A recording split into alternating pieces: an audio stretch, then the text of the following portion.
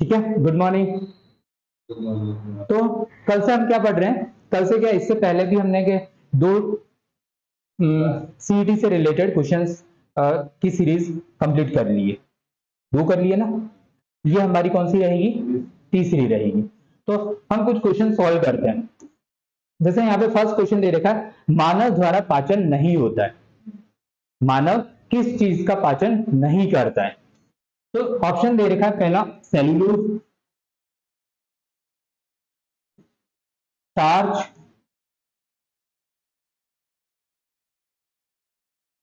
Amino acid,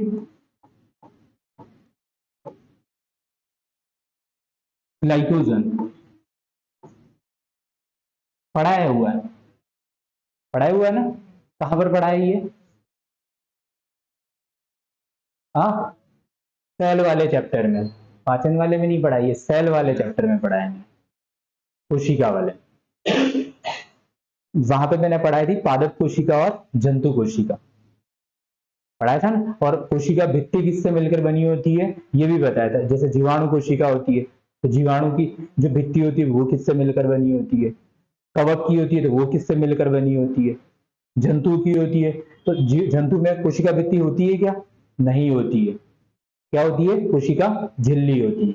ये सारी चीजें बता के, तो अब मुझे बताओ कि मानव द्वारा पाचन किसका नहीं होता है? पाचन समझते हो ना? डाइजेशन। पाचन, पाचन को सीधा अगर सिंपल साधारण शब्दों में कहा जाए क्या मतलब होता है?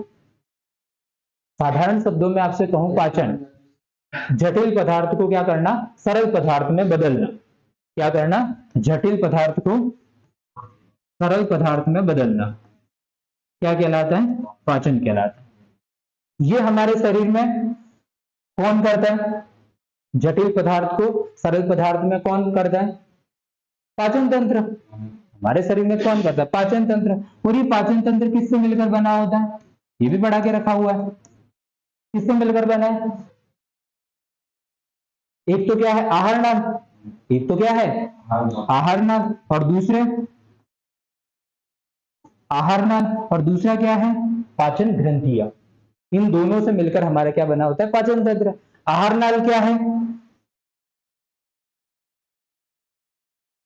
आहार नाल, और दूसरा पाचन ग्रंथियां।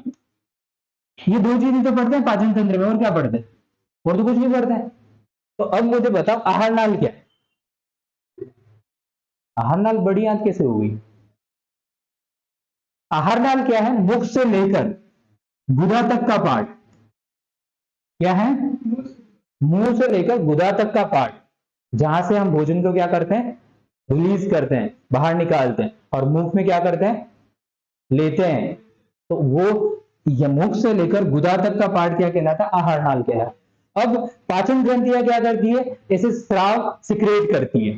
जैसे आपने भोजन किया, मुख से कौन सा? तो आप कहोगे सलाइवा, लार, तब क्या होगा? सिक्रेशन होगा। जठर जो हमारा है, पेट है, तो वहां से जठर रस स्रावित होगा। पेनक्रियाज है तो वहां से पेनक्रियाटिक जूस सिक्रेट होगा, एचसीएल। तो ये सारे काम कौन होगा? पाचन ग्रंथियां करेगी। भोजन को क्या बनाएगी? ये सब मीडियम प्रोवाइड करेगी। तो ये सारे काम कौन करता है? तो मैं ये जटिल से सरल में बदल गया, मुख से गुदा।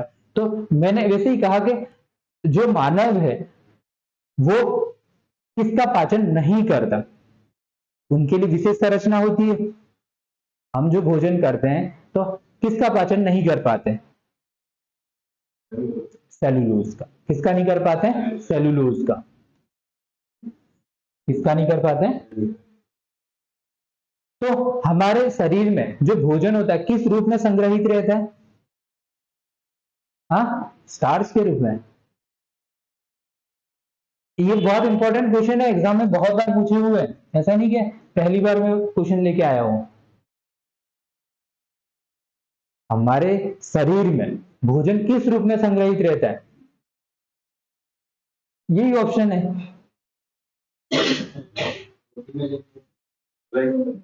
सेल्यूलोज।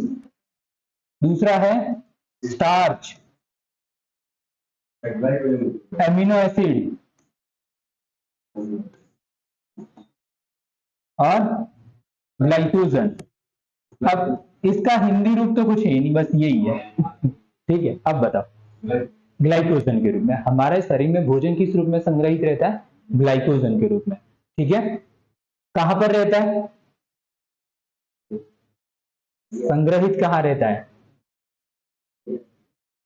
लीवर में। कहां रहता है? लीवर में। क्यों नहीं आ सकता है? डीप कहाँ है ये डीप थोड़ी है। यकृत, लीवर को क्या बोलते हैं? यकृत। ठीक है, तो स्टार्च के रूप में कहां संग्रहित रहता है? अरे हमारे मुंह में थोड़ी रहता है। स्टार्च के रूप में भोजन किन जीवों में संग्रहित रहता है?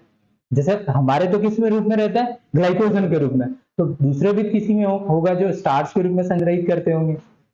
पेड़ पौधों में। पादपों में किस रूप में संग्रहित रहता है? स्टार्च के रूप में। और ये एमिनो एसिड्स क्या है? एमिनो एसिड्स क्या है?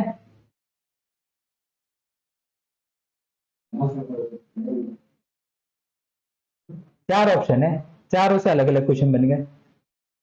एमिनो एसिड्स क्या है? पित्त रस वाला यहाँ पे अभी कॉन्सेप्ट नहीं। मैंने आपको प्रोटीन्स वगैरह पढ़ाई है ना, भोजन के घटक पढ़ाए हैं, भोजन के घटक पढ़ाए, तो वहां पर आपको नाम आए होंगे कि जैसे कि हमने कहा कार्बोहाइड्रेट। कार्बोहाइड्रेट को सिंप्लीफाई किया जाए, सरल किया जाए, तो किस रूप में मिलता है? अरे कार्बोहाइड्रेट को तोड़ दिया जाए तो किस रूप में मिलेगा आपको? CO2 के रूप में मिलेगा। तो कार्बोहाइड्रेट का अगर आपके शरीर में क्या कर दिया? पाचन कर दिया गया, तो आपको किस रूप में मिलेगा? ग्लूकोज के रूप में। किस रूप में मिलेगा? ग्लूकोज के रूप में। फिर फैट को अगर तोड़ दिया जाए किस रूप में मिलेगा? हाँ, स्टार्च के रूप में मिलेगा। हाँ, स्टार्च के रूप में मिलेगा। सिंप्लीफाई करना है, वो पहले से जटिल है, स्टार्च पहले से ही जटिल है। वसी अम्ल के रूप में, वसी अम्ल के रूप में मिलेगा। ये ऐसे क्वेश्चन बनते हैं एग्जाम में, बहुत इजी है ये, ऐसा भी नहीं बहुत टफ है। ये क्या है? बहुत इजी है। फिर तीसरा है प्रोटीन। प्रोटीन को तोड़ दिया जाए किस रूप में टूटता है? अमीनो एसिड्स के रूप में। यानी कि क्या? कहाँ अलग अलग है? मैं तो इस चार एक क्वेश्चन लेके आया हूं, अब इसी को मैं एक्सप्लेन कर रहा हूं। ये तो रिवीजन है ना। ये एक एग्जाम्पल बस सेल्यूलोज है, तो सेल्यूलोज के रूप में हमारे शरीर में कहाँ संग्रहित रहता है? फिर स्टार्च के रूप में कहाँ संग्रहित रहता है? पेड़ पौधों में रहता है। फिर अमीनो एसिड्स क्या होते हैं? तो अमीनो एसिड्स क्या होते हैं? एक तरह के हैं पॉलीपेप्टाइड है, और वो क्या है? एक तरह से प्रोटीन का ही क्या है? सिंप्लीफाई रूप है, यानी कि सरल रूप है। फिर ग्लाइकोजन क्या है? तो हमारे शरीर में क्या रहता है? फूड संग्रहित रहता है। तो भोजन, सारे ऑप्शन से एक एक क्वेश्चन बन गया। तो ये तो मैं तो एक क्वेश्चन लेके आया हूँ, आ गया समझ में? ये जो चीजें मैं आपको बता रहा हूँ, इससे आप क्या करोगे एग्जाम में जब हॉल में बैठोगे तो क्वेश्चन को एलिमिनेट कर पाओगे। जैसे आपने कोई क्वेश्चन आपको नहीं आ रहा है, कोई क्वेश्चन का एग्जैक्ट आंसर नहीं पता, लेकिन आपको पता है कि सेल्यूलोज का काम क्या है, तो सेल्यूलोज तो एक तरह से क्या रहता है कि हम पाचन नहीं कर सकते। ये क्या है? एक तरह का जैसे घास फास आप नहीं खा पाते, नहीं खा पाते। सेल्यूलोज क्या है कि घास का पाचन हमारे शरीर में नहीं होता है, तो किसके शरीर में होता है? जो शाकाहारी जीव होता है। शाकाहारी कौन है? गाय भैंस। तो आपने देखा होगा उनका जो शरीर का पार्ट होता है रुमेन, एक होता है रुमेन, तो सबसे बड़ा भाग है पाचन तंत्र का। तो वहां पर वो एक साथ भोजन क्या कर लेते हैं? ग्रहण कर लेते हैं। फिर क्या, घंटे 2 घंटे के बाद या शाम तक जब भी फूड को वापस निकालते हैं, और वापस निकालते फिर चबाते रहते हैं। तो वो क्या है? एक तरह से शाकाहारी जो जीव है वो सेल्यूलोज का पाचन कर सकते हैं। हमने अगर गाय ये क्या बोलते हैं घास फूस खा ली तो क्या होगा? पाचन नहीं होगा तो क्या होगा? अगर पाचन नहीं हुआ तो होगा क्या? पाचन तंत्र खराब हो जाएगा, और पाचन तंत्र खराब होगा तो हमें दस्ते लगेगी। क्या लगेगी? तो फिर डब्बा साथ में करना पड़ेगा। ठीक है, तो इसलिए मैंने कहा तो ये एक तरह से एग्जाम हॉल में बैठने के बाद आप भी इस तरह से अप्लाई कर पाओगे। चारों ऑप्शन को जब एक एक को हटा दोगे ना, तो कोई आंसर नहीं भी आता हो तब भी आंसर याद आ जाएगा। अब आपको पता चल गया स्टार्च का काम क्या है, पादपों में ये क्या रहता है, संग्रह रहता है। ग्लाइकोजन आपको समझ में है, ग्लाइकोजन का काम क्या है, हमारे शरीर में संग्रहित रहता है। तो आपको सीधा समझ में अलग, अब किसको आंसर मानना चाहिए, इसको मानना चाहिए, एमिनो एसिड्स। तो ऐसे जब हमें उसके आसपास वाले ऑप्शन पता होते हैं ना, तो हम क्या नहीं भी आता है तब भी आंसर कर सकते हैं, आइडिया लग जाता है। लेकिन जब क्या हमें एग्जैक्टली आंसर नहीं पता और साथ वाले ऑप्शन भी नहीं समझ में आ रहे, तो फिर क्या गड़बड़ है। तो इसलिए हमारा काम इस तरह से मैं क्वेश्चन बता रहा हूं, इसको बोलते हैं एलिमिनेट करना। ठीक है, दूसरा क्वेश्चन दे रखा है, खूर वाले जानवर समझते हो ना, हाँ, जिनके जैसे, ठीक है, तो खूर वाले जानवरों के अमाशय का सबसे बड़ा हिस्सा होता है। ठीक है, हमारे खूर होते हैं नहीं, ठीक है, हमारे खूर नहीं होते हैं। पहला नाम दे रखा हुआ है रुमेन, दूसरा अबोसम, तीसरा रेटिकुलम और ओमेसम।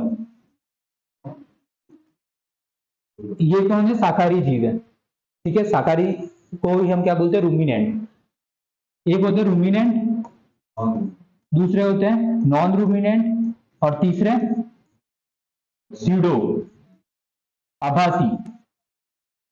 स्यूडो का मतलब क्या होता है, रूमिनेंट का मतलब अभी बताया मैंने, क्या मतलब होता है, जो जुगाली करते हैं।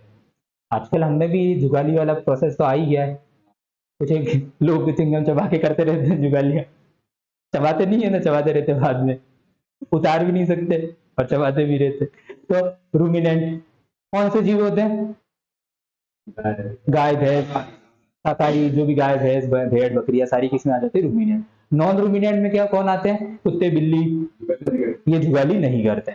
ठीक है, और फिर स्यूडो रूमिनेंट में कौन आ जाता है, ऊंट और लामा। कौन आ जाता है, ऊंट और लामा।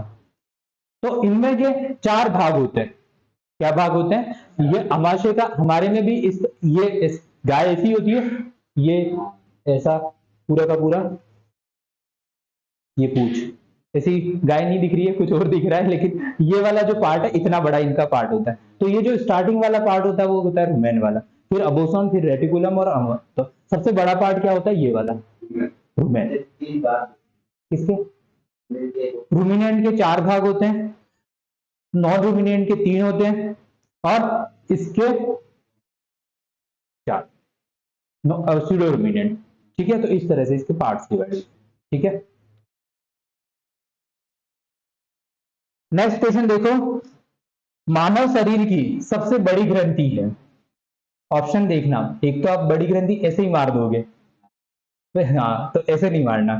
ठीक है, मानव शरीर की सबसे बड़ी ग्रंथि है। पहला नाम दे रखा हुआ है ग्रसिका, ग्रसिका, दूसरा श्वेत ग्रंथि,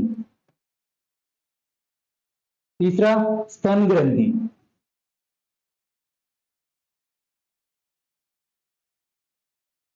और यकृत।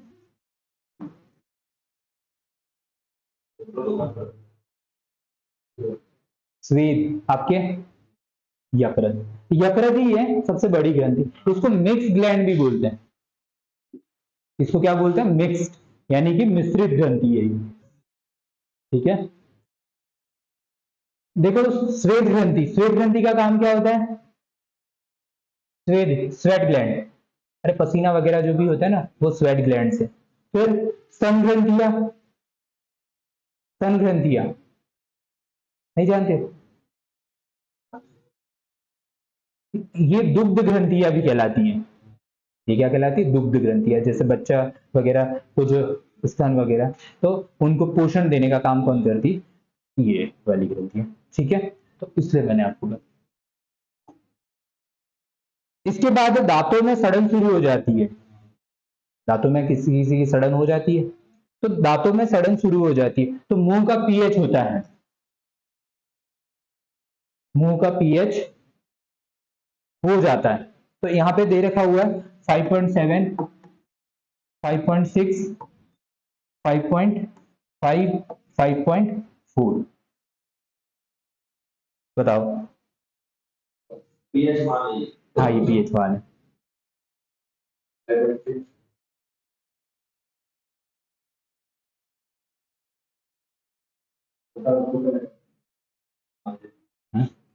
मुंह में सड़न हो जाती है। देखो, मुंह में सड़न होने का कारण क्या होता है? पीएच वैल्यू अगर कम हो जाती है तो मुंह में सड़न होती है। पीएच वैल्यू मतलब एसिडिक जो नेचर होता है ना, उसका अगर मान कम हो जाए तो मुंह में क्या हो जाती है? पीएच सड़न शुरू हो जाती है। और हमारी जो इनेमल है, इनेमल जानते हो ना? इनेमल जानते हो ना? दांतों के ऊपर जो परत पाई जाती है उसको क्या कहा जाता है? दांतों के ऊपर जो परत पाई जाती है उसको क्या कहा जाता है? इनेमल कहा जाता है। और ये सबसे कठोर भाग होता है, हमारे शरीर का सबसे कठोर भाग होता है। ठीक है, ये किससे मिलकर बना होता है? Calcium phosphate. किससे मिलकर बना होता है? Calcium phosphate. तो कितनी हो जाती है? 5.5 से कम हो जाती है। कितनी हो जाती है? 5.5 से जैसे ही कम हो जाती है तो मुंह में सड़न शुरू हो जाती है। याद रख लेना, 5.5। ठीक है, फिर एक क्वेश्चन दे रखा हुआ है, निम्न में से ऑक्सीकरण के समय अधिकतम ऊर्जा उत्पन्न करते हैं। क्या क्वेश्चन दे रखा हुआ है? निम्न में से ऑक्सीकरण के समय सबसे अधिकतम ऊर्जा उत्पन्न करते हैं। ठीक है, ऑप्शन दे रखा हुआ है, ग्लूकोज, फेट, एल्कली और प्रोटीन। बताओ, चार ऑप्शन दे रखे हैं, ग्लूकोज, फेट, वसा, फेट का मतलब वसा, एल्कली और प्रोटीन। सबसे अधिकतम ऊर्जा कौन देता है?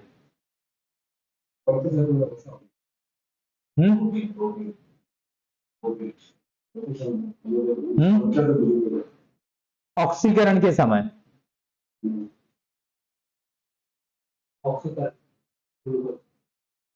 देखो, मैंने आपको क्या भोजन वाला चैप्टर पढ़ा है? भोजन पढ़ा है? हाँ, सब पढ़ा के रखा हुआ है मैंने। ठीक है, भोजन पढ़ाया था जिसमें मैंने कहा था भोजन के 6 घटक होते हैं। कितने घटक होते हैं? 6 घटक होते हैं, जिसमें के एक तो ऊर्जा प्रदान करने वाले होते हैं और दूसरे, एक तो ऊर्जा प्रदान करने वाले घटक होते हैं जो ऊर्जा देते हैं और दूसरे ऊर्जा नहीं देते। तो मैंने कहा ऊर्जा देने वाले कौन है? पी, एफ, सी, प्रोटीन, फेट और कार्बोहाइड्रेट। नहीं देने वाले कौन है? नहीं ऊर्जा कौन देते हैं? विटामिन, मिनरल और वाटर। क्या करते हो? विटामिन, मिनरल और वाटर, ये क्या नहीं देते? ऊर्जा नहीं देते। ये तीनों ऊर्जा नहीं देते। तो इनमें से देखो कि ऊर्जा देते कौन है, पहली चीज तो ये देखनी है। तो ऊर्जा कौन देता है? ग्लूकोज देता है। ग्लूकोज किसका है? पीएफसी में ही आता है, कार्बोहाइड्रेट का ही सबसे छोटा कण। फिर फेट है, फेट भी देता है। प्रोटीन, एल्कली क्या है? फिर कोई एल्कली समझा सकता है? एल्कली को बोलते हैं हम क्षार। तो क्षार की बात ही नहीं है, तो पहले तो इसको काट दो। ये ऑप्शन गया। अब मुझे बता, सबसे अधिकतम ऊर्जा कौन दे रहा था? वहां पे जब पढ़ाया था मैंने, सीक्वेंस है, ग्लूकोज नहीं देता है, फेट सबसे ज्यादा ऊर्जा देता है। लेकिन वो इसने ऐसा नहीं बोला कि पहले कौन दे रहा है, तुरंत ऊर्जा देने वाला नहीं पूछा इसने। अगर इसने ये कहा कि ऊर्जा अधिकतम देगा कौन, तो कौन देगा? फेट 9.2 KCl के लगभग। प्रोटीन और कार्बोहाइड्रेट कितनी देते हैं? 4.2 और 4.1 के आसपास, इतनी किलो कैलोरी ऊर्जा प्रदान करते हैं। तो सबसे ज्यादा कौन दे रहा है? वसा दे रहा है, और एग्जाम में पूछने की संभावना भी है। ठीक है, तो इसलिए मैंने आपसे कहा बेसिक बेसिक अंडरस्टैंडिंग क्रिएट करो। इन डेप्थ से ज्यादा जरूरी है ऊपर की चीजें हमें पता हो। ठीक है, वापस आ जाओ। एक और क्वेश्चन दे रखा है, साइटोलॉजी के जनक हैं? बताओ, ऑप्शन दे देते हैं। रुडोल्फ विर्चो,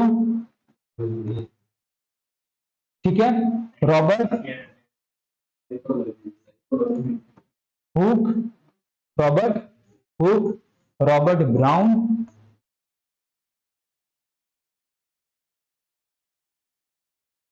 और मैथियस स्लाइडेन। बताओ। साइटोलॉजी क्या होता है, पहले तो ये मेरे को बताओ। पहले तो ये बताओ कि तुक्के लगाने से पहले कि साइटोलॉजी क्या होता है वो बताओ। कोशिका का अध्ययन क्या कहलाता है? साइटोलॉजी। पढ़ा है मैंने। कौन होगा? Robert Hooke. सबसे पहले कोशिका के बारे में किसने बताया? रॉबर्ट हुक ने। कब बताया? 1665 में।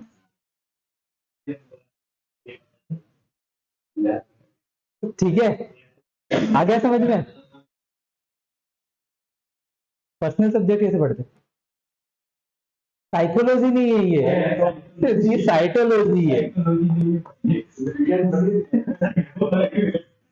ये वाली है, और आप कह रहे हो ये वाली। मैं इसके बता रहा हूं, मैं विज्ञान का हूं, मनोविज्ञान का नहीं। विज्ञान और मनोविज्ञान में अंतर है, ठीक है? वो ये बताएंगे। मुझे नहीं पता है, मैं मनोविज्ञान के पास क्यों जाऊं? मेरी मनोविज्ञान से लेना देना ही नहीं है। हाँ, ये बताएंगे जो, हाँ, जो मनोविज्ञान पढ़ते। हम तो बायोलॉजी वाले, यानी कि साइंस वाले, तो साइंस के बारे में बता सकते हैं, ठीक है? तो इसके जनक कौन है साइटोलॉजी के? Robert Hooke. मॉडर्न साइटोलॉजी के जनक कौन है? बताओ। मॉडर्न साइटोलॉजी के जनक हैं Karl P स्वानसन।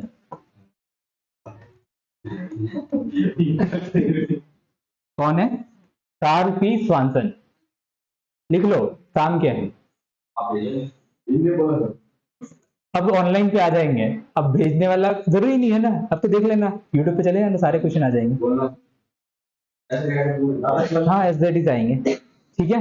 Karl P Swanson, Indian Indian cytology के जनक कौन है? इंडियन भारतीय कोशिका विज्ञान के जनक ए.के. शर्मा। ए.के. शर्मा, लिख लो, काम आएंगे। नहीं, वो इतने सारे क्या, तो इतने सारे ऑप्शन देते रहे फिर समय बर्बाद होता है। तो इसलिए मैंने कहा 2 तो साथ में ऐड कर लिए जाए। देखो 50-50 दे दो, ऐसे क्वेश्चन बन जाएंगे, इनमें से क्वेश्चन कहीं बाहर जाएंगे नहीं। पता चलेगा ये बात। आपको जैसे ही एग्जाम हॉल में बैठोगे ना, आपको तुरंत दिमाग में क्लिक हो जाएगा ये क्वेश्चन वहां से आया है। लैंग्वेज में थोड़ा सा वेरिएशन हो सकता है, बाकी साइंस में कुछ बदलता नहीं है। आप साइंस कब की से उठाओ, जब से क्या इंसान थोड़ा समझदार हो गया, थोड़ा फोन चलाने लग गया, मतलब अभी तक, और जहां से साइंस को थोड़ा लोगों ने पढ़ना शुरू किया, तो आप खुद सोचो तब से अभी तक क्या बदलाव हुआ है साइंस में। किताबें अभी भी वैसी की वैसी है, लेमार्क वैसा का वैसा है, बायोलॉजी के जनक वो के वही है, बायोलॉजी के जनक भी वो के वही, अरस्तु ही है ना। बॉटनी के जनक थियोफ्रेस्टस ही है। फिर साइटोलॉजी के जनक रॉबर्ट हुक है, तो रॉबर्ट हुक ही है। तो सारे चीजें क्या बदलेगा? वो बदलेगा तो कुछ मॉडर्न, मतलब कि जो अभी कुछ करंट में चल रहा है उसको ऐड कर सकता है, बाकी कुछ ज्यादा चेंजेस की संभावना नहीं बैठती, ठीक है। कोशिका विभाजन कितने प्रकार का होता है ये बताओ? कोशिका विभाजन कितने प्रकार का होता है? कोशिका विभाजन, सेल डिवीजन, 2, 3, 1, 4।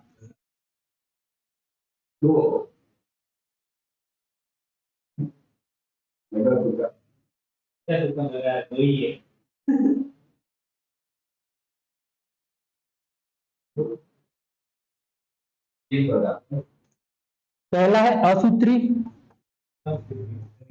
समसूत्री और तीसरा अर्धसूत्री।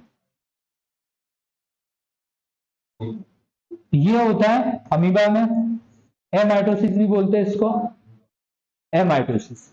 ये किसमें होता है, जो भी के मतलब जैसे कायिक जनन वगैरह होता है ना, जिसमें कि एक ही जनक क्या कर देता है, अपने समान संरचना बना लेता है।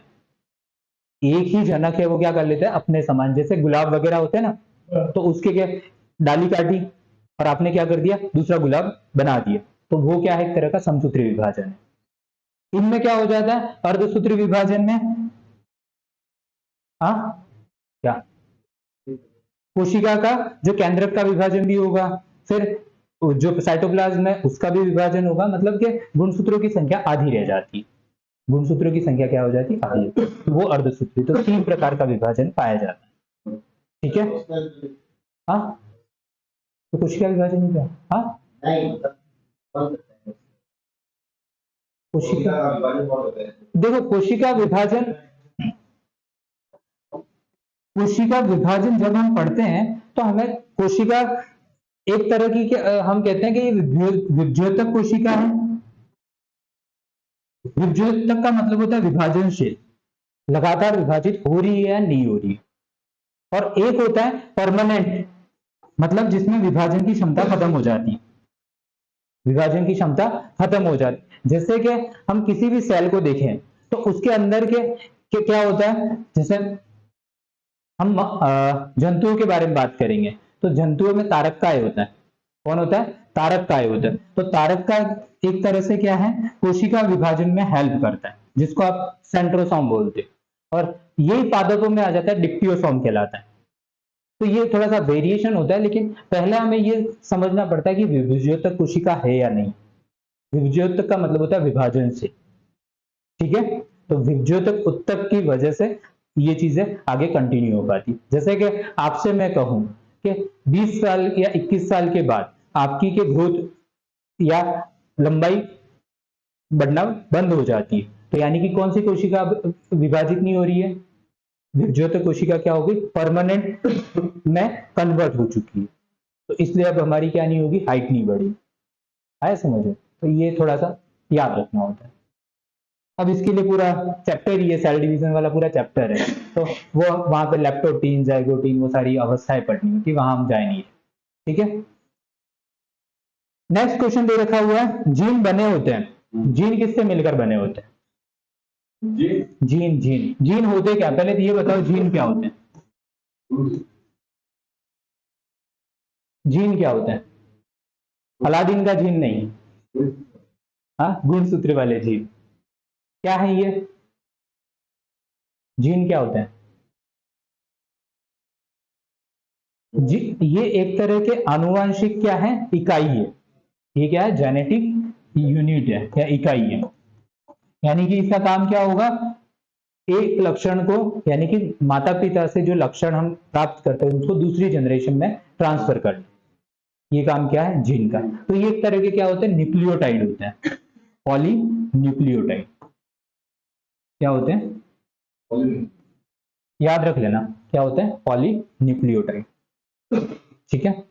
कुछ क्वेश्चन स्पीड इसलिए बढ़ाने की आपको एज इट इज याद रह जाए, बढ़िया। बाकी ऑप्शन में उलझेंगे तो सारे क्वेश्चन फिर हो नहीं पाते हैं।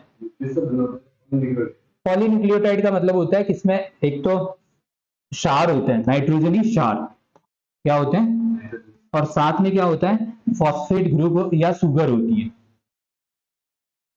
ये एक तरह का वो देखते हैं, तो हम उसमें नहीं जा रहे हैं। एक न्यूक्लियोसाइड भी होते हैं, एक न्यूक्लियोटाइड भी होते हैं, तो सब मिला के हम लास्ट में क्या बोलते हैं, पॉलीन्यूक्लियोटाइड, ठीक है। तो ये इन डेप्थ वाली चीजें हैं, तो हम ऊपर ऊपर की चीज, जो चीजें हमें याद रह जाए वो इनफ है, ठीक है। तो हमें कितना ध्यान रखना है, पॉलीन्यूक्लियोटाइड होते हैं। पादप कोशिका भित्ति मिलकर बनी होती है, बताओ, पादप कोशिका भित्ति मिलकर बनी होती है, काइटिन, फिर सेलुलोज, सेलुलोज प्लस पैक्टीन,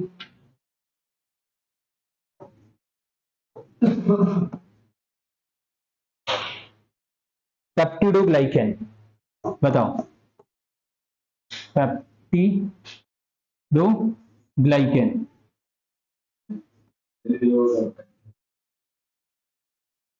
कोशिका भित्ति मिलकर बनी होती है। काइटिन प्लस काइटिन, काइटिन तो एक अलग से ही ऑप्शन है, फर्स्ट, सेकेंड, थर्ड और ये फोर्थ। अब बताओ थर्ड के साथ कितने बच्चे हैं?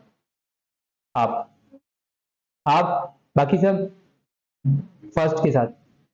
देखो आंसर क्या है, सेलुलोज प्लस पैक्टीन। पादप कोशिका भित्ति किससे मिलकर बनी होती है? Cellulose plus pectin. काइटिन किसमें होती है? ई कोलाई क्या है? ई कोलाई क्या है? पहले तो ये बताओ ई कोलाई है क्या?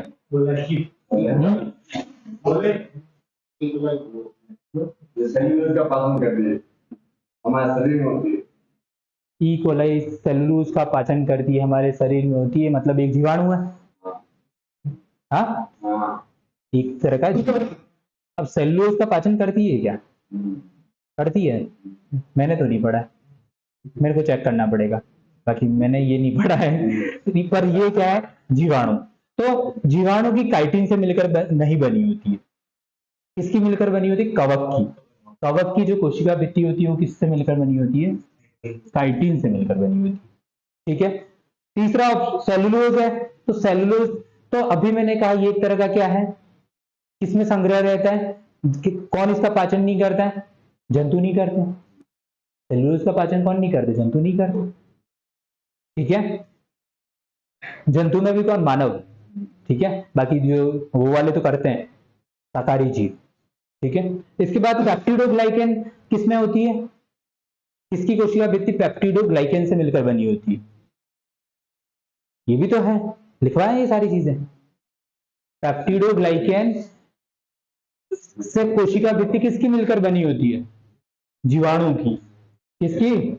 जीवाणु की कोशिका भित्ति किससे मिलकर बनी होती है? जीवाणु की कोशिका भित्ति किससे मिलकर बनी होती है? पेप्टिडोग्लाइकेन से। तो देखो सारे ऑप्शन क्या हो गए? रिलेटिव। जीवाणु की कोशिका भित्ति, पादप कोशिका भित्ति किससे मिलकर बनी होती है? तो किससे मिलकर बनी होती है? सेलुलोज प्लस पैक्टीन से। काइटिन कवक की और पेप्टिडोग्लाइकेन जीवाणु की। ठीक है। ऑप्शन भी हमने सारे वो सेलेक्ट करके रखे हैं ज्यादातर जो कि मल्टीपल अपने को आंसर दे दे। ठीक है, एक से ही हमारे 3 से 4 क्वेश्चन सेट हो रहे हैं। ठीक है।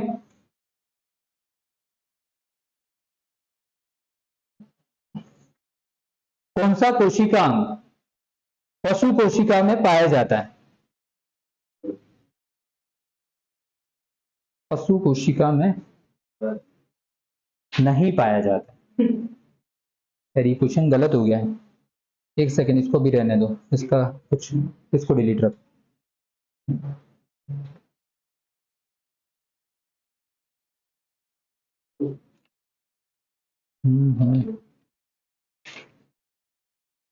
निम्नलिखित में से किसे विडाल परीक्षण से पता लगाया जा सकता है? ठीक है। टाइफाइड, क्षय रोग, कैंसर, एड्स। टाइफाइड, किसको? टाइफाइड। ठीक है। एंथ्रेक्स रोग होता है, एंथ्रेक्स रोग जानते हो किससे होता है? विषाणु से, जीवाणु से, कवक से, प्रोटोजोआ से। जीवाणु से। जीवाणु का नाम बताओ।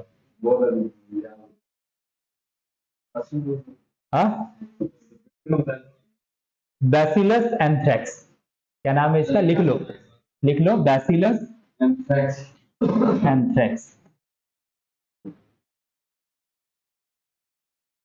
टाइफाइड के जीवाणु के भी नाम बता दो।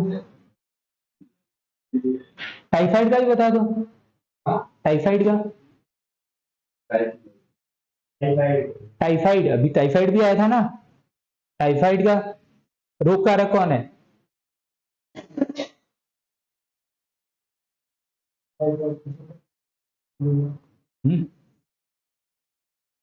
टाइफाइड, टाइफाइड टाइफाइड चेक करो।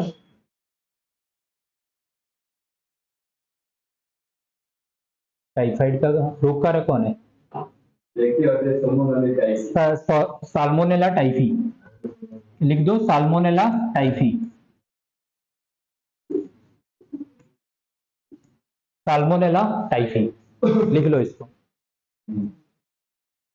चेचक। चेचक। चेचक को हम क्या बोलते हैं? कल ही आया था, ये कल भी पढ़ाया था इसका, वो भी पढ़ा था हमने। ठीक है, चेचक पता? हाँ जो इसके रोग कारक का नाम बताओ। वेरिसोला। क्या है? वेरिसोला। जॉस्टर। क्या नाम है? लिख दो। चेचक, वेरिसोला, दोनों बता रहा हूं, वेरिसोला, जॉस्टर। ठीक है, ये तो किसके लिए है? चेचक के लिए। नहीं नहीं, वेरिओला, इसका क्या नाम है? छोटी माता। वेरिओला जॉस्टर। और छोटी माता के लिए कौन है? वेरिसोला। छोटी माता वेरिसोला। जॉस्टर। दोनों में, एक में ओला है एक में सोला है। ठीक है, एक में ओला और एक में सोला। जॉस्टर। ठीक है, इन दोनों को आपको याद रखना है। इनके ये जो भी रोग कारक है ना, रोग कारक का अध्ययन क्या कहलाता है? रोग कारक का अध्ययन वो क्या है? रोगों का अध्ययन की एक ब्रांच है, पैथोलॉजी। आपने कहा रोगों का अध्ययन जिसमें किया जाता है वो क्या है? पैथोलॉजी। पैथोलॉजी। ये तो क्या हो गया? रोगों का अध्ययन। फिर जो रोगों को फैलाते हैं या तो वो क्या क्या कहलाते हैं? पैथोजन, रोग कारक। अब मैं कह रहा हूं इनका अध्ययन क्या कहलाता है? हाँ, अब डीप डीप में ही जा रहे हैं यार। इटियोलॉजी, कल ही बताया मैंने, क्या कहा जाता है? इटियोलॉजी। कल का वीडियो वापस देख लेना, कल ही पढ़ा है।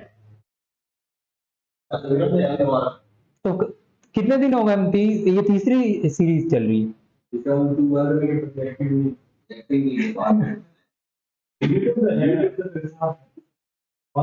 ठीक है, आ गया समझ में? इटियोलॉजी, रोग कारक। एक होता है वाहक, और कारक में क्या अंतर है? एक वाहक होता है, एक कारक होता है, दोनों में अंतर क्या है? आपसे पूछ लिया कि मलेरिया का वाहक कौन है, तो आप क्या कहोगे? मच्छर। लेकिन कारक कौन है ये पूछ लिया तो? एक क्वेश्चन मैंने आपसे क्या पूछा कि वाहक, एग्जाम में उसने पूछा वाहक और आपने आंसर दिया कारक, तो गलत हो जाएगा। तो पहले तो हमें ये अंतर तो समझ में आए कि वाहक और कारक में अंतर क्या है। अब जैसे मैंने कहा मलेरिया, मलेरिया का वाहक कौन है? तो आप क्या कहते हो? मच्छर। कौन सा मच्छर? मादा एनाफिलीज। मादा एनाफिलीज। लेकिन कारक का नाम अभी आप क्या कहते हो? प्लाज्मोडियम। क्या बोलते हो? प्लाज्मोडियम। बड़ा लोचा हो जाएगा है? आया समझ में? इसलिए कहा वाहक और कारक। तो समझ में आया वाहक का मतलब क्या है? देखो, वाहक का मतलब समझ में आया। वाहक का मतलब आपको ले कौन जा रहा है, और एक है कारक। कारक का मतलब है आपको उत्पन्न कौन कर रहा है। एक पैदा करने वाला है और एक ले जाने वाला है, दोनों में ये अंतर है। तो यहां पर आप क्या कहोगे? ये आपका क्या है? ले जाने वाला। और ये कौन है? उत्पन्न करने वाला। ठीक है, अब कारक कौन कौन से हो सकते हैं? तो आप कहोगे वायरस हो सकता है। क्या हो सकता है? बैक्टीरिया हो सकता है, यानी कि जीवाणु। कवक हो सकता है, हो सकता है। और क्या हो सकता है? प्रोटोजोआ हो सकता है। ये सारे क्या हो गए? कारक हो गए। ये सारे क्या हो गए? कारक। ऐसे बस याद रहना चाहिए, ऐसे याद रह गया तो आपकी साइंस के बल्ले बल्ले। हाँ फिर बल्ले बल्ले ही है, अगर ऐसे याद हो गया तो फिर आपके 10 में से 12 क्वेश्चन सही करोगे। फिर तो 10 में से 12 ही करोगे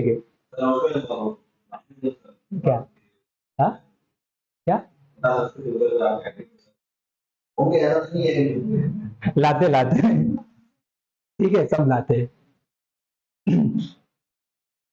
फिर एक और क्वेश्चन दे रखा है, निम्नलिखित में से लीवर से संबंधित बीमारी है। लीवर, लीवर जानते हो ना, लीवर यकृत, ठीक है लीवर, ठीक है। तपेदिक, पहली बीमारी क्या है? तपेदिक। दूसरी है हेपेटाइटिस, तीसरा है निमोनिया,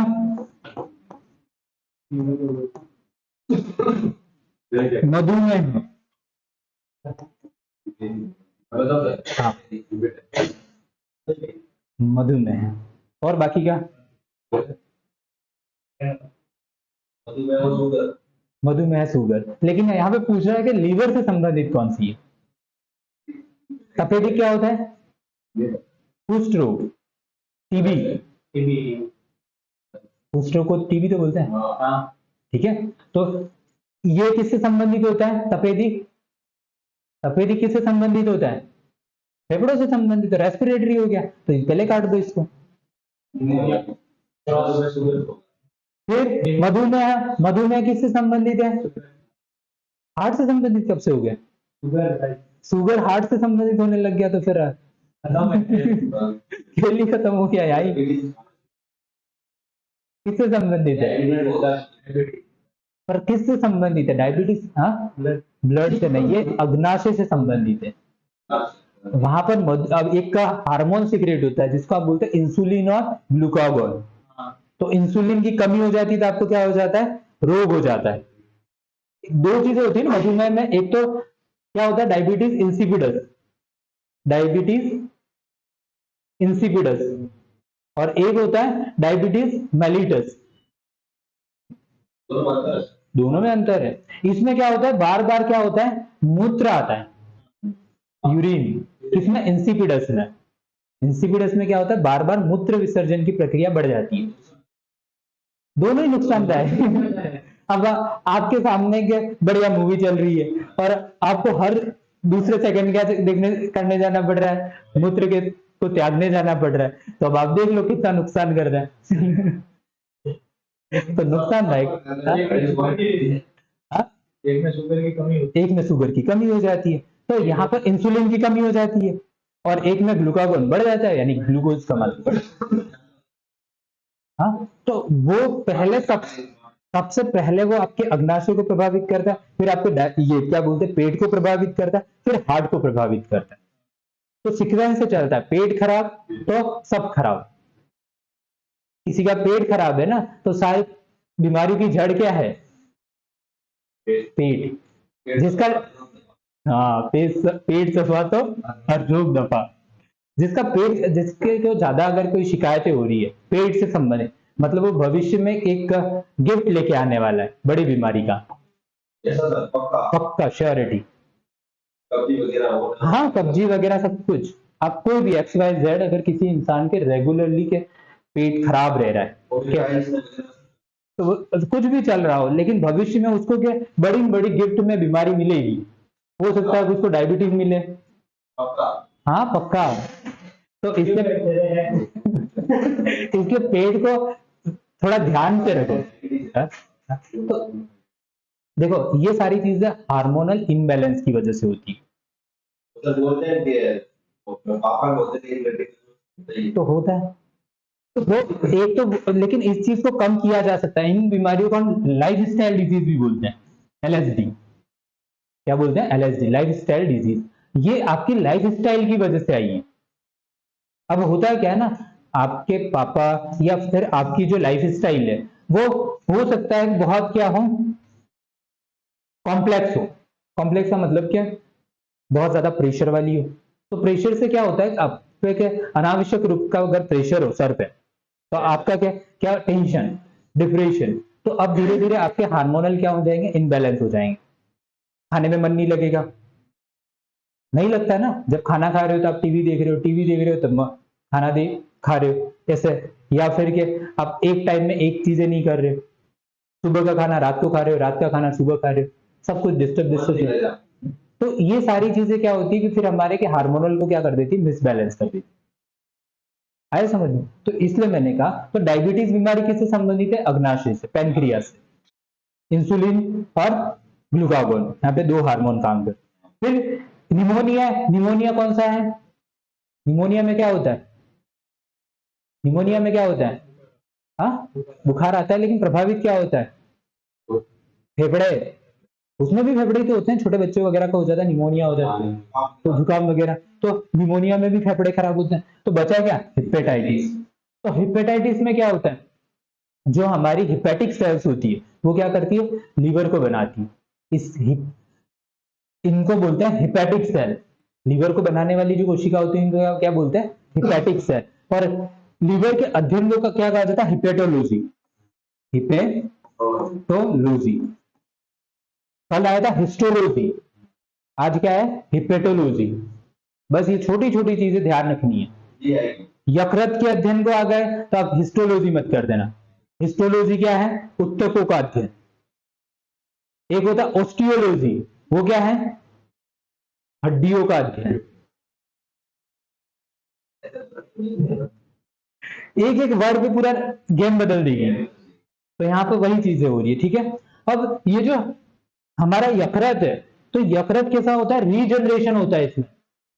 रीजनरेशन का मतलब अगर इसमें डैमेज वगैरह भी हो जाए, खराब भी हो जाए, तो इसको वापस प्रॉपर न्यूट्रिशन खान पान दिया जाए तो ये वापस क्या हो जाता है, बन जाता है।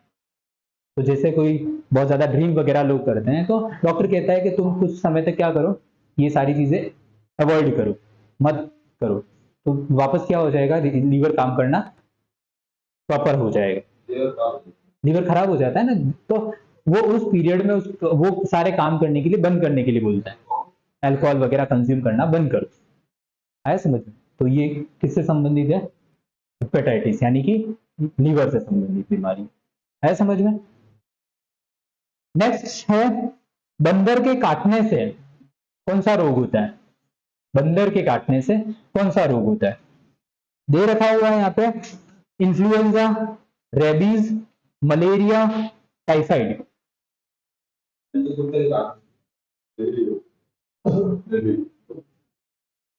बताओ बंदर के काटने से कौन सा रोग होता है, ठीक है, malaria, typhoid, influenza, rabies. Influenza, influenza होता क्या है, तो बस तुक्के मार लो यार। पहले तो मलेरिया देखो, मलेरिया क्या है, किससे होता है, मच्छर से, तो ये ऑप्शन तो गया। प्लाज्मोडियम साइड हो गया। दूसरा ऑप्शन है आपके पास टाइफाइड, अभी आपने बताया साल्मोनेला टाइफी, वो भी ऑप्शन सेकंड भी चलेगा। तीसरा बचा इन्फ्लुएंजा, ये सामान्य सर्दी जुकाम है, तो ये तीसरा भी गया। अब बचा क्या, रेबीज। रेबीज होता है रेहब्डो वायरस से, और ये जो भी के कुत्ता, बिल्ली है, बंदर है, ऐसे एनिमल के काटने से आपको एक बीमारी हो जाती है जिसको बोलते हैं हाइड्रोफोबिया। इसमें क्या हो जाता है ना, अगर किसी जानवर ने आपको काट लिया और आपने इससे रिलेटेड वो नहीं करवाया, क्या बोलते हैं, ट्रीटमेंट नहीं करवाया, तो आपको धीरे धीरे क्या लगेगा, पानी वगैरह से डर लगने लगेगा, आप दूर भागोगे, और फिर के इस बीमारी से अल्टीमेटली क्या हो जाती है, मौत हो जाती है, इंसान चल देता है। फिर आया समझ में? तो रेबीज किस वायरस से होता है, रेहब्डो वायरस।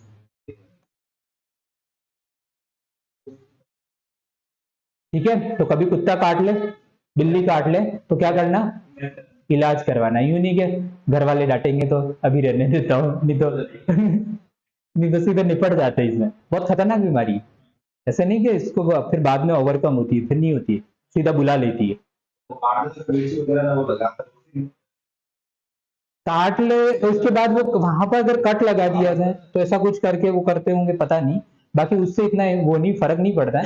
इसका प्रॉपर ट्रीटमेंट लेना जरूरी है। प्रॉपर जो इंजेक्शन आजकल तो होते हैं ना, ये वो 7 कितने इंजेक्शन लगाते, 14, हाँ, तो ऐसा कोई इंजेक्शन लगवाते हैं। नाभि में लगाते हैं। हाँ नाभि में लगाते हाँ वही है शायद, नाभि अपने ने कभी जरूरत पड़ी नहीं है। कुत्ते ने काटा नहीं अपने को, तो अपने को आइडिया है ही नहीं। ठीक है, तो बस अपने को इतना ध्यान रखना है, कभी काट ले तो क्या करना है, ट्रीटमेंट करवाना है। नेक्स्ट देखो, निम्न में से मच्छर का प्रकार नहीं है। हैं। हाँ मच्छर का प्रकार नहीं है। पहला नाम दे रखा है क्यूलेक्स, दूसरा दे रखा है एडीज एनाफिलीज, तीसरा नाम दे रखा है लिमुलस, और लिखो क्यूलेक्स, पहला दे रखा है क्यूलेक्स, फिर एडीज एनाफिलीज और लिमुलस। अब बताओ कौन मच्छर का प्रकार नहीं है?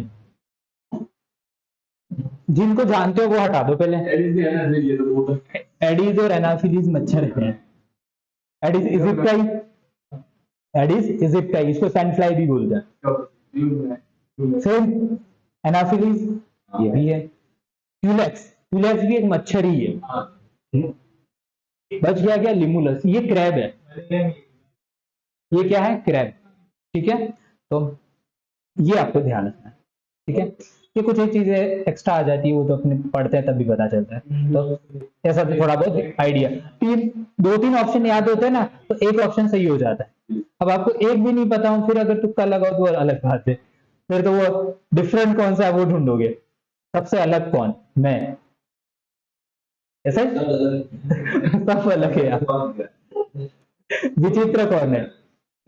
तो यहाँ पर कोई विचित्र नहीं है, सब विचित्र ही विचित्र है। फिर है फ्रक्टोज का रासायनिक सूत्र है। फ्रक्टोज, फ्रक्टोज जानते हो ना क्या होती है? पहले तो ये बताओ फ्रक्टोज क्या होता है। इसका सूत्र लिखा देता हूं, इसका क्या? C12H22O11, पहला सूत्र ये दे रखा हुआ है। दूसरा C6H10O6, C6H12O6, तीसरा C12H19 C3O8। बताओ ये इसका उत्तर C6H12O6 कितने इनके साथ हैं? हाँ वोट दो, वोट दो, वोट। हाँ इससे भी नीचे वाला बताओ, फ्रक्टोज होता क्या है? मोनोसैकेराइड। मोनोसेकेराइड होती है। ठीक है, ये एक तरह की क्या है? मोनोसेकेराइड। ठीक है, C12H22 क्या है? डाइसेकेराइड है। ठीक है, और C6H10O6 हमें भी आइडिया नहीं है, कोई दिक्कत नहीं, लेकिन आपको GF पता है। GF तो पता है ना, कौन है GF? ग्लूकोज और फ्रक्टोज। ग्लूकोज का फॉर्मूला क्या है? C6H12O6। फ्रक्टोज का भी फॉर्मूला उसी के सिमिलर है, तो हमारा ये आंसर क्या हो जाएगा? ये बात। तो GF को याद रखनी है। ठीक है, तो GF इसको नहीं भूलना है। GF क्या समान है? किसके समान है? ग्लूकोज के समान।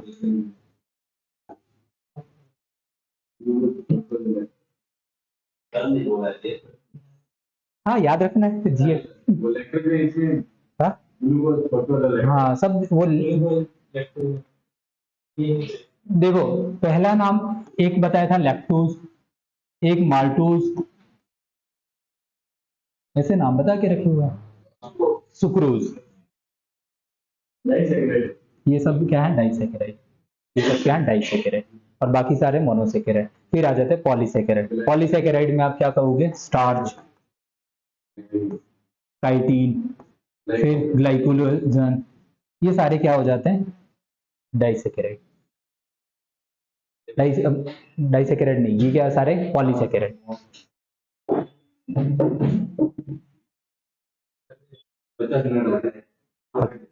50 मिनट हो गए, 11 भी बज गए, आज टाइम ज्यादा हो गया ना। सबसे लंबी अस्थि है, मानव शरीर की सबसे लंबी अस्थि है। पहला नाम दे रखा है ह्यूमरस, ह्यूमरस, हाँ अस्थि मज्जा, फीमर और कमर की हड्डी।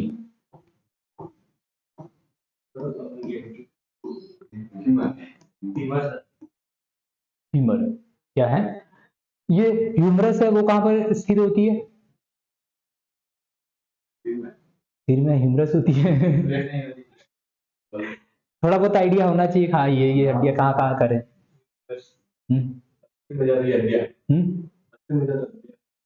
अस्थि मज्जा हड्डियां कौन सी है?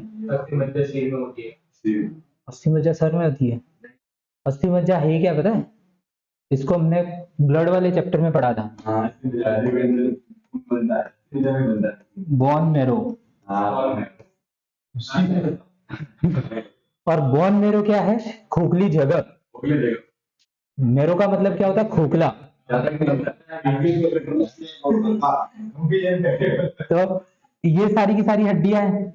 क्या हुआ इसको?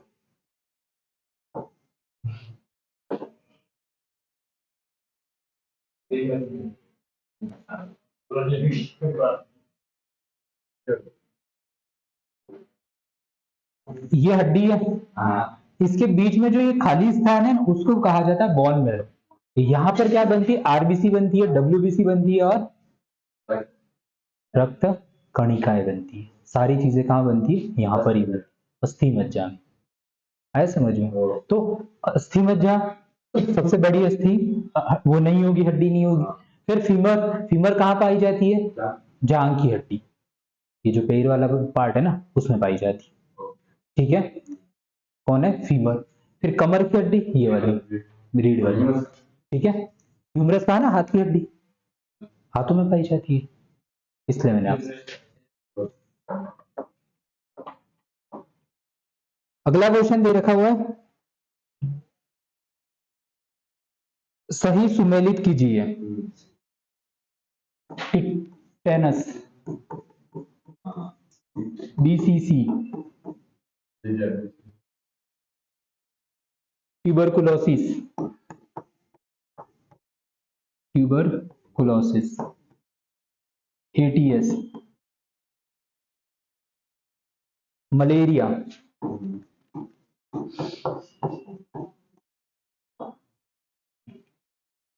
क्लोरोक्विनोन,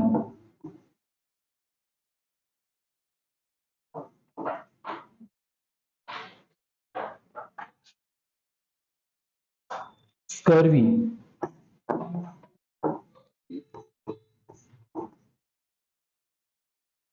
थाइमीन। पता नहीं कौन सा सही है यूं। हाँ, इनमें से पहले तो ये करो कि इसमें आप जानते क्या हो। स्कर्वी वाला थायमिन नहीं है। स्कर्वी वाला थाइमीन नहीं है तो फिर है क्या? पहले ये बता दो, जितना जानते हो उतना बता दो तो इसका आंसर आ जाएगा। ये गलत है, स्कर्वी वाला गलत है। सब एग्री है इनके साथ? कोई नहीं एग्री।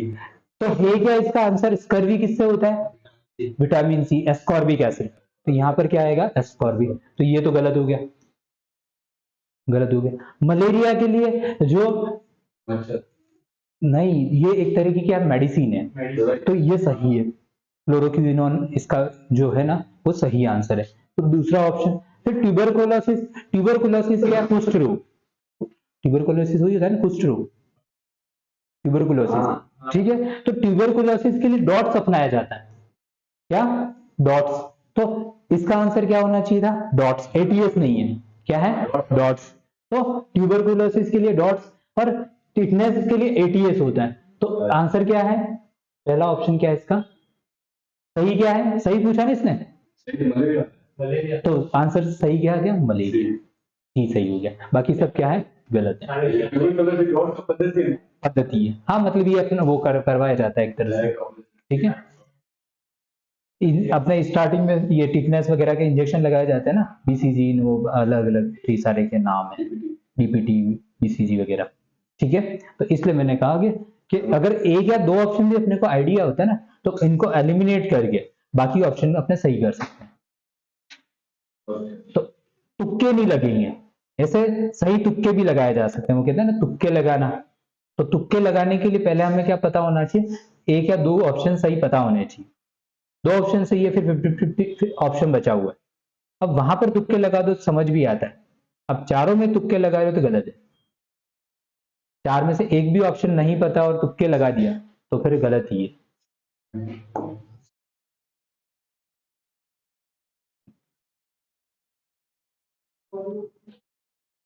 मानव शरीर में उपास्थि कहा गया है, मतलब कहाँ पाई जाती है, ठीक है। जीभ में, नाक में, गाल में, नाखून में। उपास्थि समझते हो? एक होती अस्थि, बोन, और एक होती कार्टिलेज, ठीक है। तो यहां पर ऑप्शन दे रखा है जीभ, नाक, कान, कान नहीं गाल, और नाखून, उपास्थि। नोज, कितने बच्चे इनके साथ हैं? आप हो इनके साथ? एक के साथ हो? नाखून के साथ? नाखून क्या है पता है? नाखून क्या है? अरे वो तो मुझे भी पता है नाखून है, पर है क्या? किससे मिलकर बने होते हैं नाखून और बाल? प्रोटीन से। तो और अस्थियां, हड्डियां, तो हमारी 206 हड्डियां है। और इसके अलावा जो कि मतलब ये क्या होती है, लचीलापन भी होता है, जैसे नाक और ये जो ये वाली होती है लचीलापन भी है। तो इनको बोलते हैं कि उपास्थि। नाक और कान वगैरह जो होती है ना, इनको दबाया जा सकता है, प्रेस किया जा सकता है, तो स्ट्रेचेबल होती है। तो ये क्या है, कार्टिलेजनस पार्ट है। क्या वो कहा जाता है इनको उपास्थि? तो क्या आंसर जाएगा? नाक। क्या जाएगा? नाक, ठीक है। तो इस तरह के जो पार्ट होते हैं उनको कहा जाता है उपास्थि वाले, ठीक है। हाँ, गाल और जीभ में हड्डियां होती नहीं है, दो कैंसिल हो गए थे पहले ही, जीभ कैंसिल हो गया और नाखून पे और कैंसिल हो गया, बचा क्या? सिर्फ नाक ही तो बचा, ठीक है। तो इसलिए तो कभी कभी वो कॉमन सेंस यूज करना पड़ता है, बस सब जगह वो पढ़ाई काम नहीं करती, कभी कभी कॉमन सेंस काम करता है। खुद को भी देखना पड़ता है, ठीक है। नेक्स्ट क्वेश्चन है, केंद्रक के अलावा डीएनए पाया जाता है। केंद्रक के अलावा डीएनए कहाँ पाया जाता है? गोल्जी बॉडी में, माइटोकॉन्ड्रिया में, राइबोसोम में, एंडोप्लाज्मिक रेटिकुलम में। चार ऑप्शन दे रखे हैं। गोल्जी बॉडी पढ़ा के रखा हुआ है, ठीक है। दूसरा माइटोकॉन्ड्रिया,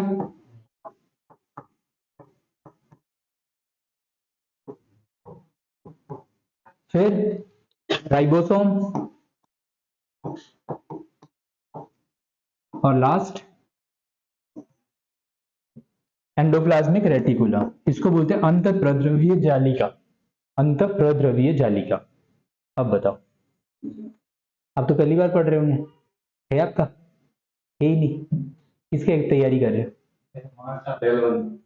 पहलवान की तैयारी कर रहे हैं? पहलवान में एल, मेरे को लगा पहलवान की तैयारी कर रहे हैं।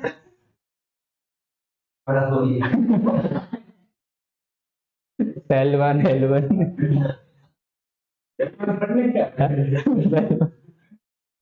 ठीक है। तो एलवन, तो एलवन में जनरल साइंस नहीं है, फ्री और ऐसा है ना पैटर्न, फ्री भी दोगे या सिर्फ मेंस ही दोगे? दोगे ना तो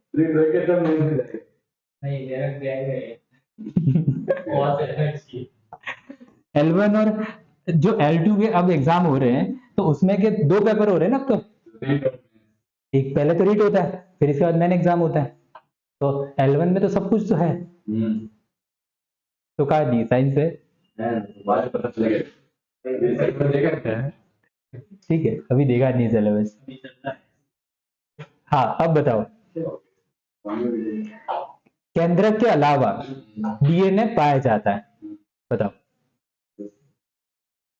ER और दूसरे में, दूसरे 4, आपके 3।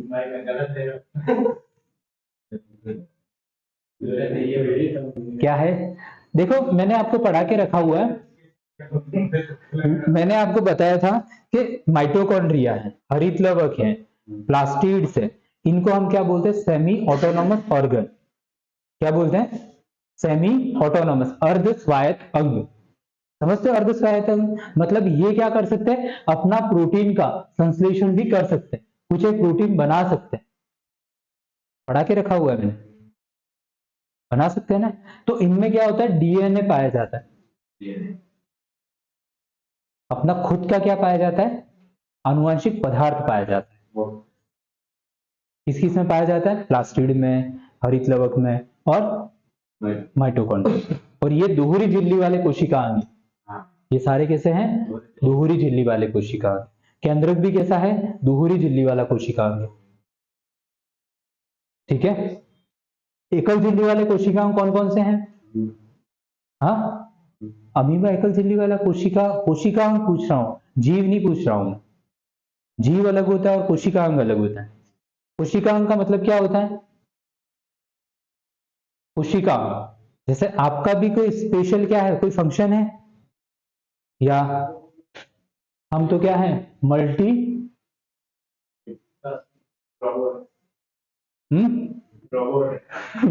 मल्टीटास्कर है। हाँ, हम तो बहुत सारे काम एक साथ कर सकते हैं। तो हाँ, एक कोशी की नहीं, मतलब आपका एक समय में एक काम है ना भी। आपके घर वालों ने तो आपको एक ही काम कर दे करके रखा हुआ है, पढ़ाई। अब आप उसके अलावा क्या क्या काम करते हो वो आप पे निर्भर करता है। ये तो छोड़ के सब तो ठीक है, तो ठीक है, तो इसको छोड़ के हम बाकी सब करते हैं। तो वो क्या है? मल्टीटास्कर। आ गया समझ में? तो हमें तो वैसे कोशिकांग है। अब कोशिका, हम जब कोशिका पढ़ते हैं ना, किसको? कोशिका। तो कोशिका के पार्ट होते हैं। पहला तो क्या होता है? सबसे बाहरी झिल्ली। कोशिका का सबसे बाहरी एक तरह की झिल्ली होती है, तो उसको हम बोलते हैं कि बाहरी झिल्ली में पादप होंगे तो कोशिका भित्ति होगी। क्या होगी? सबसे बाहरी कौन होगा? कोशिका भित्ति। पादप होगा तो कोशिका भित्ति होगी, जंतु होगा तो क्या होगा? कोशिका झिल्ली। अब हमारे बाहर तो इसी के परत नहीं चढ़ी हुई है, जैसे भैंस वगैरह होते हैं तो उनमें भी मोटी चमड़ी होती है, लेकिन इसका मतलब ये नहीं कि बाहर की एक तरह का वो चमड़े जैसी वो है, जैसे होता है ना पेड़ पौधे वगैरह होते हैं, उनके बाहर एक तरह के बार्क होती है, छाल। ऐसी थोड़ी है हमारे कि खुरुद खुरुद के उतारनी पड़े, ऐसी नहीं होती है ना। तो उनको क्या कहा जाता है? कोशिका झिल्ली। हमारी ये क्या है? कोशिका एक तरह की स्किन है, और जो परत है वो क्या है? कोशिका झिल्ली। लेकिन पादपों में क्या होती है? भित्ति होती है, सेल वॉल, मृत प्रकार की होती है, डेड होती है। ठीक है, तो ये तो बाहरी हो गया। इसके बाद मिड वाला जो पार्ट होता है, हम कहते हैं इसमें क्या है? कोशिका द्रव्य। क्या है? कोशिका द्रव्य। कोशिका द्रव्य में क्या है? कोशिकांग। कोशिका द्रव्य में क्या है? कोशिका। कोशिका द्रव्य का काम क्या है? ये क्या करता है? जितने भी हमारे शरीर में के अभिक्रिया होती है वो किसमें संपन्न होती है? कोशिका द्रव्य में होती है। ठीक है, फिर सबसे अंदर वाला भाग है वो क्या है? केंद्रक है। सबसे अंदर वाला भाग क्या है? केंद्रक है। तो केंद्रक का काम क्या है? इस पूरी कोशिका को नियंत्रित करना। अब केंद्रक पूरी कोशिका को नियंत्रित कर रहा है, तो इसके कोई सहायक तो होंगे, सपोर्टर तो होंगे। अब आप भी यहाँ पर आते हो तो आपके यहाँ पे भी कुछ तो क्या बोलते हैं? शुभचिंतक या फिर सपोर्टर होते हैं, जो आपके हर काम में क्या करते हैं? हाथ आगे बढ़ाते हैं, मैं तेरे साथ हूँ, लाभदायक। आया समझ में? तो वैसे ही इस कोशिका को अपने काम को क्या करना है? पूर्ण करना है। तो इस पूरी कोशिका का काम तो क्या है? जिंदा रहना।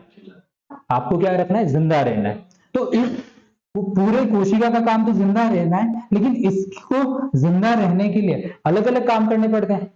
जैसे कि किसी भी कोशिका को जिंदा रहना तो अलग अलग काम कौन कौन से हो सकते हैं? श्वसन करना पड़ेगा, पाचन करना पड़ेगा, उत्सर्जन करना पड़ेगा, जनन करना पड़ेगा, सारे काम करने पड़ेंगे। सिर्फ कौन, अकेली कोशिका तो कर नहीं सकती है, तो उसके पास क्या है, कोशिका है। हमने कह दिया केंद्रक है, फिर क्या है, माइटोकॉन्ड्रिया है, फिर हरित लवक है, या फिर गोल्जी बॉडी है, लाइसोसोम है, ये सारे क्या है इसके सपोर्टर है। ये सब कहां पर प्रेजेंट होते हैं, कोशिका द्रव्य में, केंद्रक मध्य में। केंद्रक का काम क्या है, एक तरह का ब्रेन है। कोशिका का ब्रेन पूछा जाए क्या कहोगे, केंद्रक कहोगे। बाकी सब क्या है, उसको कंट्रोल करना है। कौन, केंद्रक क्या कर रहा है, उनको कंट्रोल कर रहा है। तो एग्जाम में से पूछते, क्लियर है यहां तक। फिर एक और क्वेश्चन दे रखा हुआ है, रॉकेट का उड़ना किस नियम पर आधारित है। रॉकेट का उड़ना किस नियम पर आधारित है। इसके लिए जिम्मेदार कौन है वैसे, ये जो नियम देने वाला था, न्यूटन। कौन है, पहला दूसरा तीसरा नियम ऐसे बोलते हैं ना। हाँ, तो यहां पर पूछा है रॉकेट का उड़ना, कौन सा, तीसरा नियम। उस तीसरे नियम को हम क्या बोलते हैं, क्रिया प्रतिक्रिया का नियम। क्या बोलते हैं, क्या मतलब होता है क्रिया और प्रतिक्रिया का नियम।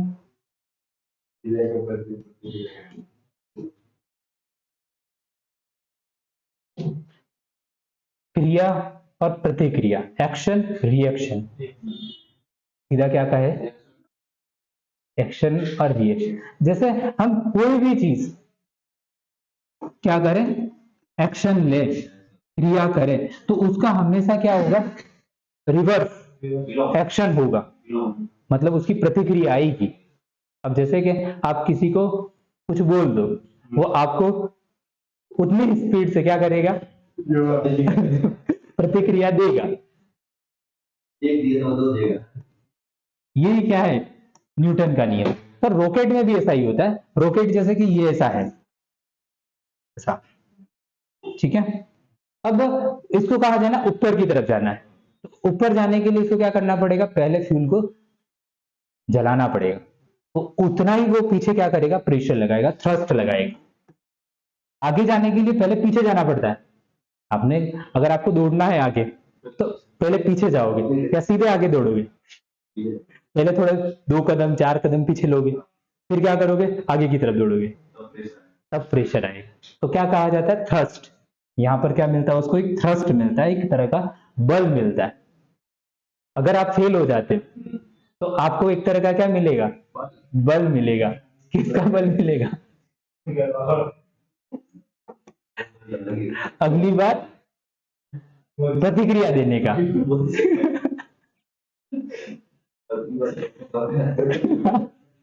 आया समझ में। तो हमेशा के वो क्या बोलते हैं, क्रिया की प्रतिक्रिया होगी ही होगी। हो सकता है कि आप समय ज्यादा ले लो, लेकिन तो वो क्या बोलते हैं, उसका रेस्पॉन्स अच्छा दोगे, ठीक है।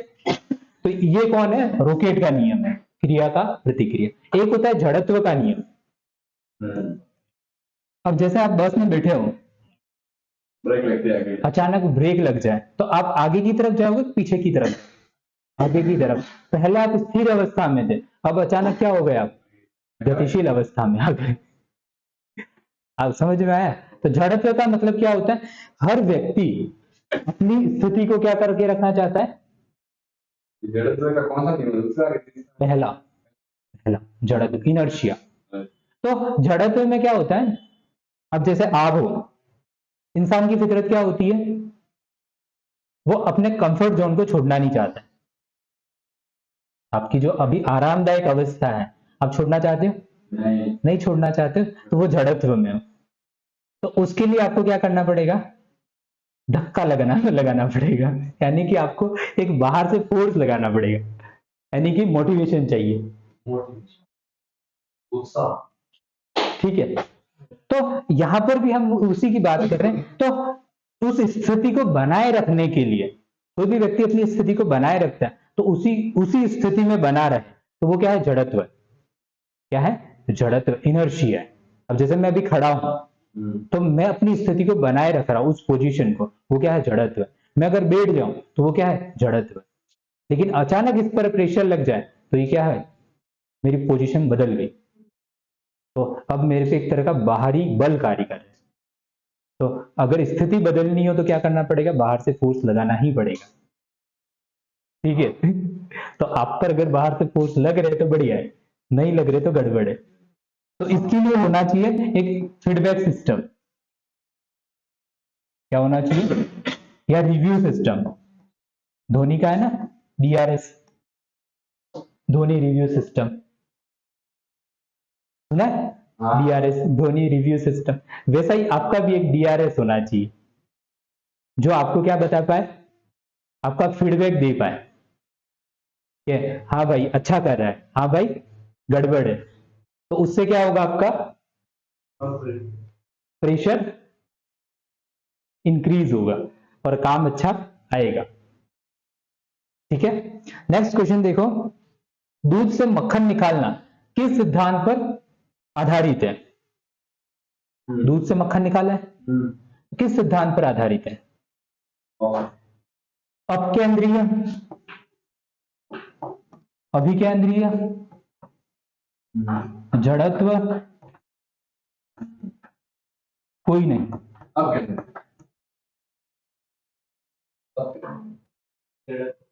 जड़त्व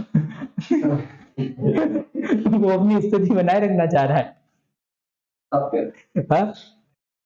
अपकेंद्रीय, सेंट्रीफ्यूगल फोर्स, ठीक है। सेंट्रीफ्यूगल आपने देखा होगा, उसको घुमाया जाता है, एक तरह का फोर्स लगता है जब उसको दूध से क्या किया जाता है, मक्खन निकाला जाता है। हाँ, तो उसको एक तरह से घुमाया जाता है, तो अपकेंद्रण होता है, सारी चीजें एक उस पे आके इकट्ठी हो जाती है, ठीक है। तो क्या अपकेंद्रण है, ठीक है, सेंट्रीफ्यूगल, ठीक है। रक्त के समूह की खोज किसने की? हाँ, ऑप्शन की जरूरत पड़ रही है क्या? रक्त समूह की खोज किसने की? रक्त समूह,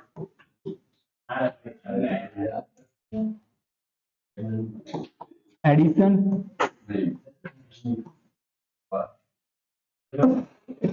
विनस,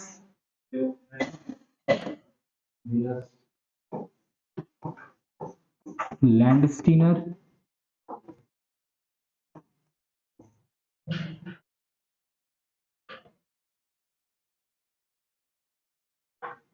कोई नहीं। रॉबर्टसन। बताओ।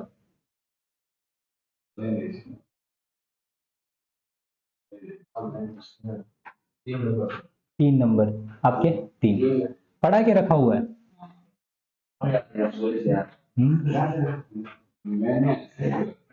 किसने की है? Karl Landsteiner. RH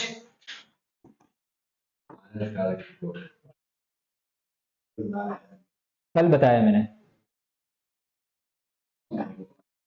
विनस और कार्ल लैंडस्टीनर दोनों ने किसमें की? अरे रक्त समूह में कैसे की होगी? RH ब्लड ग्रुप की खोज किसने की? हम ब्लड ग्रुप की खोज कर रहे हैं और उसी में करेंगे, किसने की पूछ रहा? बंदर, मकाका रिसर्च, जो बंदर है ना। हाँ हाँ, कब कहा? इतना धीरे बोलोगे कैसे काम चले?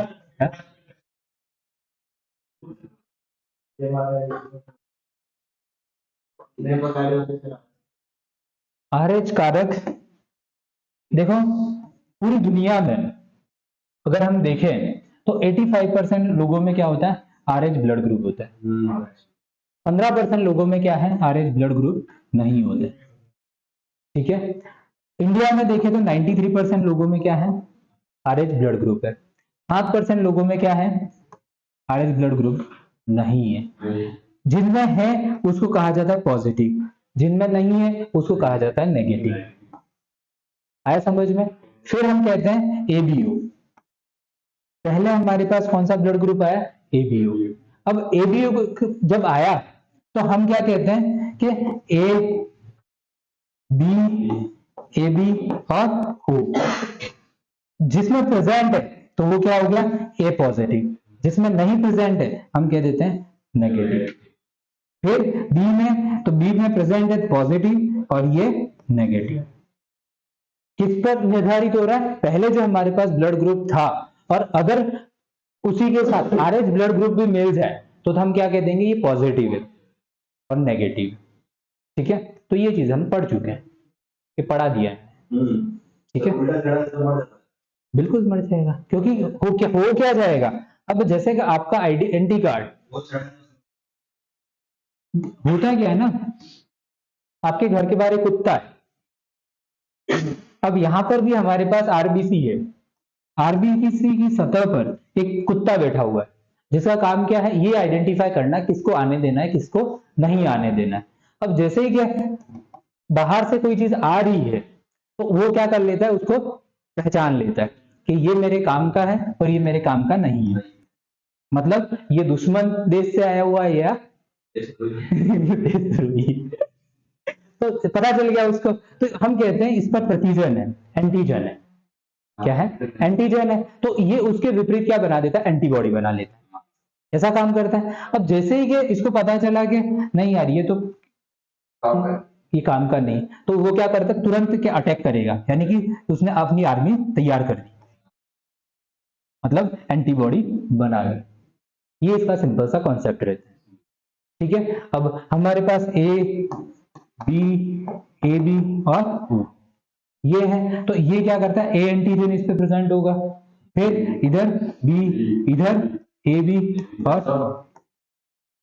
सब कैसे होगा, एंटीजन नहीं होंगे इसमें, एंटीजन तो नहीं होगा ना, तो वो बाकी वो तो सबसे ले सकता है, हाँ तो दे ही नहीं सकता है ना। वो क्या करता है, सबसे क्या खुद कर दे सकता है, दाता है, डोनर है, वो क्या है, और ए भी सबसे ले सकता है, ये सबसे को दे नहीं सकता है। तो जैसे ही इसको पता चल गया कि ये तो एक तरह से बहुरूपिया हो गया ना, हाँ इसमें भी तभी तो ये सब में घुस सकता है। अब आतंकवादी लोग ही तो सब में होता जा सकते हैं, आक्रमण कर सकते हैं, पहचान लेंगे तो कैसे जाने देंगे।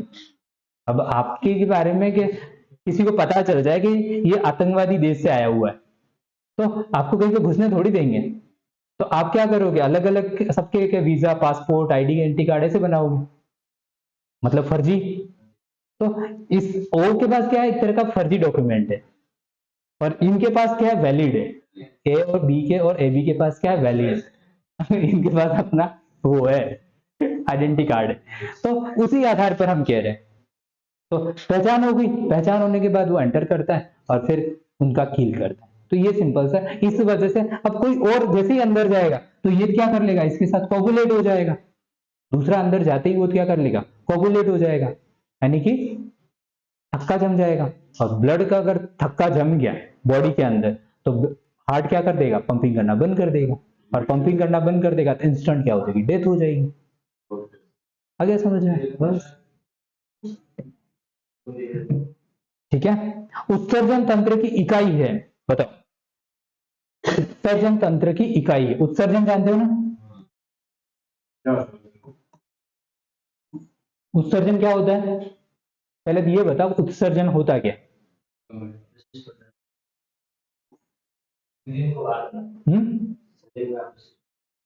शरीर से अपशिष्ट पदार्थ को बाहर करना, कुपिका पहला ऑप्शन दे रखा है, कुपिका। दूसरा न्यूरॉन, नेफ्रॉन और एपिडिडाइमिस। अब बता, उत्सर्जन तंत्र की इकाई है, उत्सर्जन तंत्र की इकाई है, बताओ, एपिडिडाइमिस।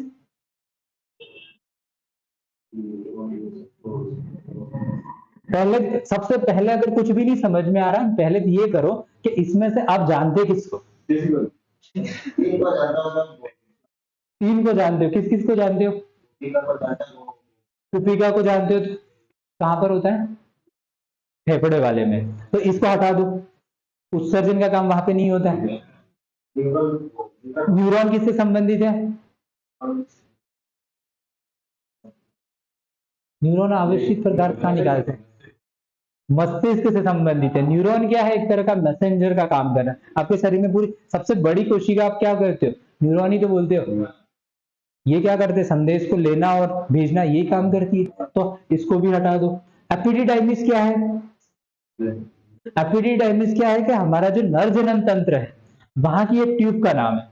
तो उत्सर्जन में नर जनन तंत्र का कोई लेना देना ही नहीं है, तो इसको भी हटा दो। बच गया क्या? नेफ्रॉन। ऐसे क्वेश्चन को क्या करो? कनेक्ट करो। कनेक्टिंग द डॉट, इसको बोलते हैं कनेक्टिंग द डॉट। समझते हो कि जैसे जैसे जैसे आपने समझ विकसित होती जाए, वैसे वैसे कि हमें पता लगने लग जाता है कि हमारे पोटेंशियल कहाँ पर है। अभी आपसे कहा जाए कि 10 साल के बाद का आप क्या कर लो, गोल सेट कर लो, तो संभव नहीं है। नहीं है ना? 5 साल के बाद का भी गोल सेट कर लो, नहीं संभव है। लेकिन आपको धीरे धीरे पता लग जाएगा यार मेरा इंटरेस्ट एरिया ये है और मैं यहाँ पर ज्यादा अच्छा काम कर सकता हूँ, तो वो आप अपना क्या बना लोगे? एक तरह का फ्यूचर बना लोगे, और वहां पर जाके आप ज्यादा प्रोडक्टिव होंगे। तो क्या? कनेक्टिंग द डॉट्स, यानी कि अपने आप को एनालाइज करना। तो वैसे ही आपको पढ़ाई में भी करना पड़ेगा। जैसे जैसे आप इन डेप्थ पढ़ते जाओगे ना, तो आपको चीजें कनेक्ट करने सीख जाओगे। अब आपको समझ में आ गया 4 ऑप्शन थे। अब सारी चीजें इंस्टेंट याद रहना पॉसिबल नहीं है। जैसे क्या मैंने कहा कुपी का, तो कुपी का आपको थोड़ा सा भी आइडिया कुपी का किससे संबंधित है? आप कहोगे रेस्पिरेटरी सिस्टम से संबंधित है, यानी कि श्वसन तंत्र से संबंधित है। पर यहाँ पर कुपिकाओं का काम क्या होता है? ये जो भी के वायु है उसको क्या करती है? स्टोर करती है। जो भी वायु लेते हैं ना, CO2 और ऑक्सीजन वगैरह जो भी हमारे शरीर में जाती है, उसको क्या करती है? स्टोर करती है। तो पहले ही ऑप्शन हट गया। लेकिन बेसिक अंडरस्टैंडिंग चाहिए थी ना, रेस्पिरेशन होता क्या है? आए समझ में? तो बेसिक पर ध्यान दो। बेसिक पर जितना अच्छा आपका पढ़ेंगे उतना आपको मजा आएगा। ठीक है? अम्लीय वर्षा है, यहां पर ऑप्शन दे रखा है HCl plus, HNO3, HNO3 plus,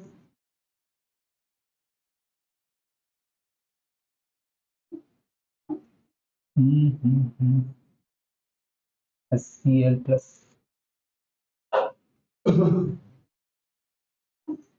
H3PO4, ठीक है? HCl प्लस H2SO4, कोई नहीं। बताओ दूसरा। अम्ल वर्षा है, एसिड रेन। 4 ऑप्शन दे रखे हैं, एसिड के नाम दे रखे हैं। HCl जानते हो क्या बोलते हैं? HCl को हाइड्रोक्लोरिक एसिड। ये क्या है? Nitric acid. ये क्या है? हाँ, पोटेशियम। क्या पोटेशियम? फॉस्फेट है ये तो। क्या है? फॉस्फेट है। तो ये, और लास्ट वाला क्या है? H2SO4। इसको आप क्या बोलते हैं? किंग्स ऑफ एसिड, अम्लों का राजा, केमिकल। तो अब मुझे बताओ कि इसमें से ये क्या है? अम्ल वर्षा। जब अम्ल वर्षा होती है ना, वहां से क्या निकलता है? सल्फेट। क्या निकलता है? सल्फेट। और आपने देखा होगा आजकल ताजमहल वगैरह उनका कलर बदल रहा है। कलर बदल रहा है मतलब अम्ल वर्षा के कारण। तो इसको क्या कहा जाता है? इमारतों का कुष्ठ रोग। अम्ल वर्षा को। ये क्या है? इमारतों का कुष्ठ रोग है। इमारतों को क्या हो गई? टीबी हो गई। क्या हो गई? इमारतों को टीबी हो गई। एग्जाम में पूछ सकता है इमारतों का कुष्ठ रोग क्या है, तो आपको बताना पड़ेगा अम्लीय वर्षा। तो आज के लिए इनफ है, काफी है ना आज के लिए। एक और लिख लो, पानी की का अधिकतम घनत्व होता है 4 degree Celsius. 4 degree Celsius.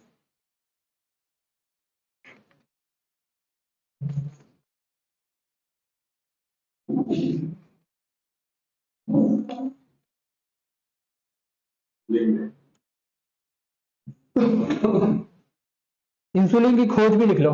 Insulin की खोज किसने की? नहीं लिखा है। इंसुलिन की खोज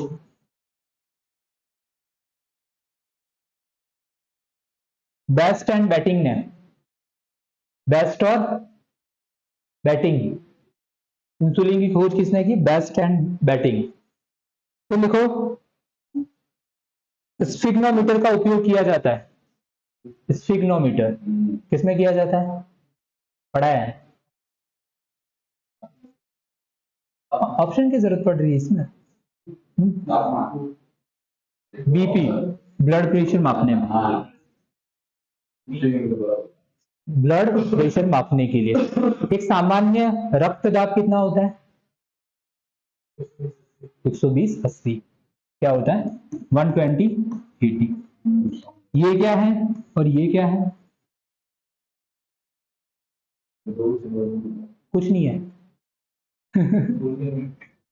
अधिकतम और न्यूनतम, सिस्टोलिक और डायस्टोलिक। क्या बोलते हैं इसको? सिस्टोलिक और डायस्टोलिक। तो याद रखना पड़ता है, ठीक है? हाँ, नहीं, यहाँ पे ऋणात्मक धनात्मक नहीं, मतलब आपका अधिकतम रक्तदाब, आपकी जो ये कुपिकाएं वगैरह है, या जो आपकी ये केशिकाएं वगैरह है, तो उनमें कितना हो सकता है?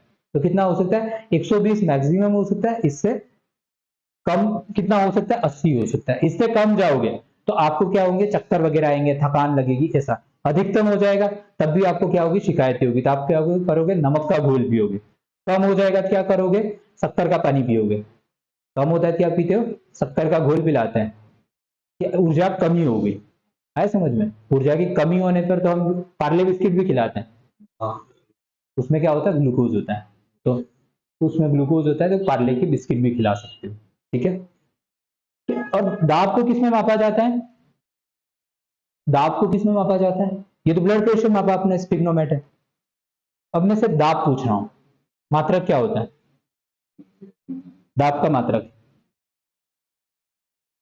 Millimetre of Hg। क्या होता है? Millimetre of Hg। पारा, थर्मामीटर। थर्मामीटर में जिसका प्रयोग किया जाता है वो क्या है? दाब ही तो है, ठीक है? एक और लिखो, MRI का पूरा नाम क्या है? MIR नहीं, MRI। हाँ, बताओ। तो इतने सारे ऑप्शन क्यों ढूंढने हैं?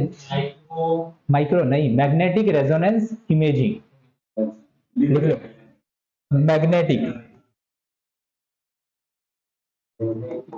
Resonance imaging.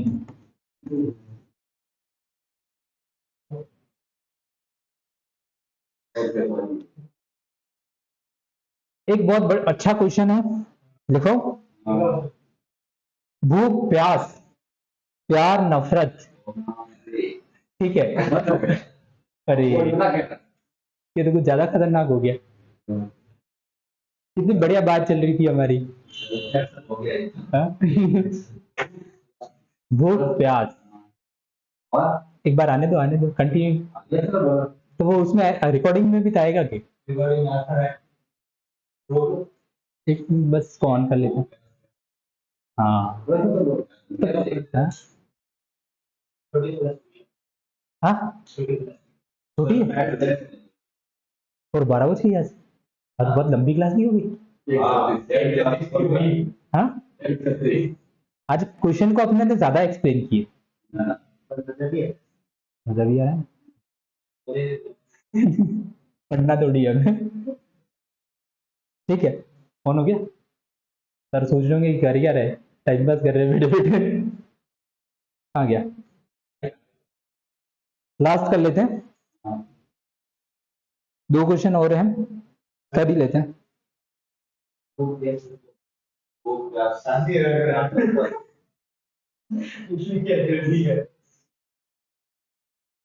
आ ही नहीं रहा,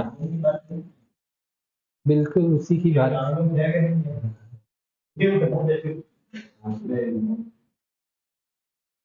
ठीक है? भूख, प्यास, नफरत, प्यार नफरत का केंद्र है, ठीक है? ऑप्शन दे रखा हुआ है, पिट्यूटरी, हाँ भूख लगी क्या? पिट्यूटरी, हाँ नहीं। फिर हाइपोथैलेमस, हाँ हाइपोथैलेमस और थायराइड, हाँ। एड्रीनली। हाइपोथैलेमस। हाइपोथैलेमस। हाँ, फर्स्ट इसको बोलते हैं पीयूष, इसका हिंदी में क्या, पीयूष ग्रंथि। क्या बोलते हैं? थायराइड ग्रंथि एक अलग होती है। ये गले में होती है, इसलिए वो दूध के स्राव दूध के स्राव में थोड़ी होती है। वही होते हैं ना, बस एड्रिनल ग्रंथि को हम बोलते हैं triple F, fear, fight and flight. लड़ो, जैसे कि आपके सामने कोई सिचुएशन क्रिएट हो गई, यहां पर आग लग गई, तो अब आपके पास दो परिस्थितियां, या तो क्या करो, करो या मरो की स्थिति है, या तो यहां से निकलने का रास्ता ढूंढ लो, या फिर आग में कूद जाओ। जैसे बिल्डिंग ऊपर है और अब सब चारों तरफ आग जल गई है, क्या करोगे? छत से कूद जाओ। तो डरो, पहली चीज है डरो, फियर, लड़ो, दूसरा फाइट एंड फ्लाइट, भाग जाओ। तो ये हार्मोन पे डिपेंडेंट है, एड्रीनली, नॉर एड्री। तो ये भी नहीं, थायराइड गलगंड के लिए पहली बात की थी। हाइपोथैलेमस, इसको बोलते हैं मास्टर ऑफ मास्टर ग्लैंड। क्या बोलते हैं? ये मास्टर ऑफ मास्टर ग्लैंड है, और ये क्या है? Master gland. ये क्या है? मास्टर। दोनों में अंतर है, मास्टर की भी मास्टर है वो, कौन है? हाइपोथैलेमस। तो थैले में क्या करना है? भूख, प्यास और नफरत को क्या करना है? रखना है, मतलब हाइपोथैलेमस। थैले में अगर ये सारी चीजें रखोगे, प्यार और मोहब्बत, तो क्या करोगे? प्यार मोहब्बत वगैरह सब थैले में रखोगे तो गोल मिल जाएगा, मतलब आपका जो मकसद है मिल जाएगा, बाकी बाहर आ गए सब तो भटक जाओगे। क्योंकि डिपेंड किस पे कर रहा है? हार्मोन पे डिपेंड कर रहा है ना, सीधी सी बात है। आपके जैसा इमोशनल इंटेलिजेंस है आपका, कि बहुत बहुत सारे लोग क्या होते हैं, बहुत ज्यादा इमोशनली क्या होते हैं, वीक होते हैं। ज्यादातर 90% लोग इमोशनली वीक होते हैं, उनको क्या बहकाया जा सकता है। समझ रहे हो कैसे? नेता लोग होते हैं ना, वो 90% लोगों का फायदा इसी से उठाते हैं, वो इमोशनल कर देते हैं आपको। आपकी किसी एक चीज की दुखती रक्त, वो क्या बोलते हैं, नर्व्स पे वो वो एक तरह से जो बोलते हैं हाथ रख देते हैं। पहले से आपको दुख किस बात का है? इस बात का, और वो उसी चीज को क्या कर देते? दबा देते। तो आपको ऐसा लगता है कि यही आदमी मेरे लिए सही है। तो वो क्या है? नेता लोगों का काम। तो यहां पर जो इंसान एक तरह से क्या हो जाए, लॉजिकल हो जाए, लॉजिकल मतलब तार्किक हो जाए, कंपैरिजन कर पाए, तो आपकी सफलता, सफल होने की गारंटी क्या हो जाती? बढ़ जाती। तो नेता लोग सफल हो जाते हैं, बाकी 90% लोग पीछे के झंडे उठाते हैं फिर नारे लगाते, हमारा नेता कैसा हो, ऐसा हो। ठीक है। तो hypothalamus, master gland, master gland क्या करती है? सभी ग्रंथियों को क्या करती है? नियंत्रित करती है। लेकिन इस ग्रंथि को नियंत्रित कौन करता है? हाइपोथैलेमस। मास्टरमाइंड का भी मास्टर है। ठीक है। एक और क्वेश्चन दे रखा हुआ है, पॉलिश किए हुए चावल कौन से विटामिन की कमी होती है? आजकल पॉलिश किए हुए भी चावल आते हैं, आजकल दालें वगैरह बहुत सारी चीजें आ गई हैं। Vitamin B1, B2, A, C।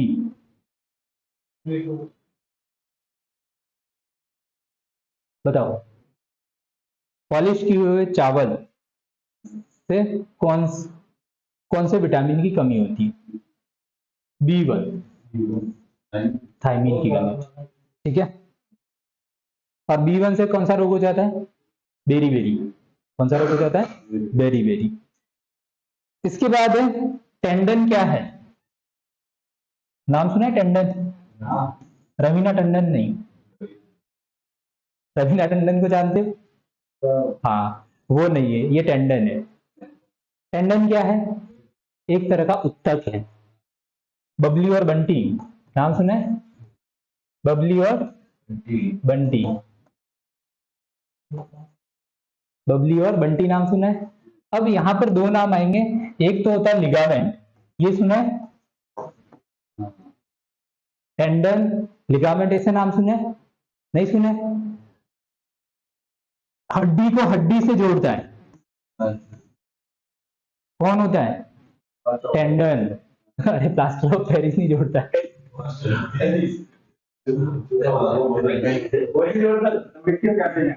अरे वो एक तरह से बाहरी सपोर्ट है, आपके अंदर से सपोर्ट चाहिए अभी। हाँ? ठीक है, वो आपने बाहरी सपोर्ट दिया है, टेम्परेरी। ये टेम्परेरी वो क्या बोलते हैं, ज्वाइंट है। आप जो बात कर रहे हो टेम्परेरी ज्वाइंट है, ये परमानेंट ज्वाइंट है। हम परमानेंट की बात कर रहे हैं। तो हड्डी को हड्डी से जोड़ता है, यानी कि बॉन्ड टू बॉन्ड क्या है? लिगामेंट। एग्जाम में पूछेगा बबली, बबली क्या हो गया? लिगामेंट, बबली। देखो ना, बॉन्ड टू बॉन्ड, बबली हो गया ना। अब Bunty, B, bond to muscle, क्या हो जाएगा? Tendon, BMT. एक बीएमडब्ल्यू होता है, ये कौन है? बीएमटी। ये किसको जोड़ता है? मसल। हमारी बॉडी में मसल भी होती है, मसल समझते हो ना, मसल क्या होती है? पेशिया, ठीक है। तो मसल्स वगैरह, तो हड्डियों को मसल से जोड़ने का काम कौन करता है? टेंडन करता है। कौन करता है? टेंडन। तो बीएमटी, तो बबली और बंटी। आ गया समझ में? तो ऐसे याद रख लेना, एग्जाम में इन दोनों में कंफ्यूजन नहीं होगा, बबली और बंटी, ठीक है। हड्डी को हड्डी लिगामेंट, और हड्डी को मसल से टेंडन। तो कंफ्यूजन रहेगी नहीं, बबली और बंटी, ठीक है।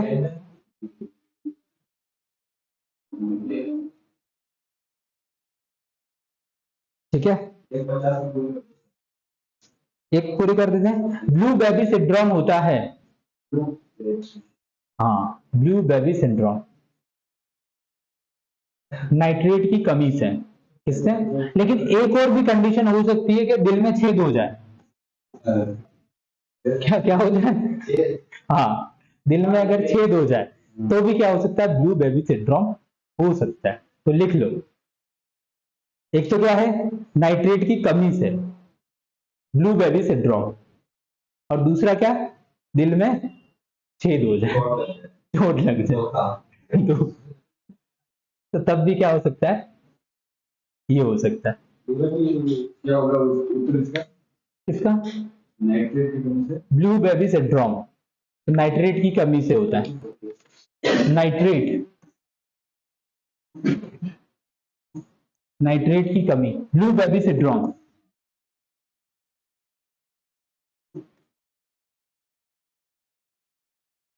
ठीक है, आज के लिए काफी है, बहुत हो गए।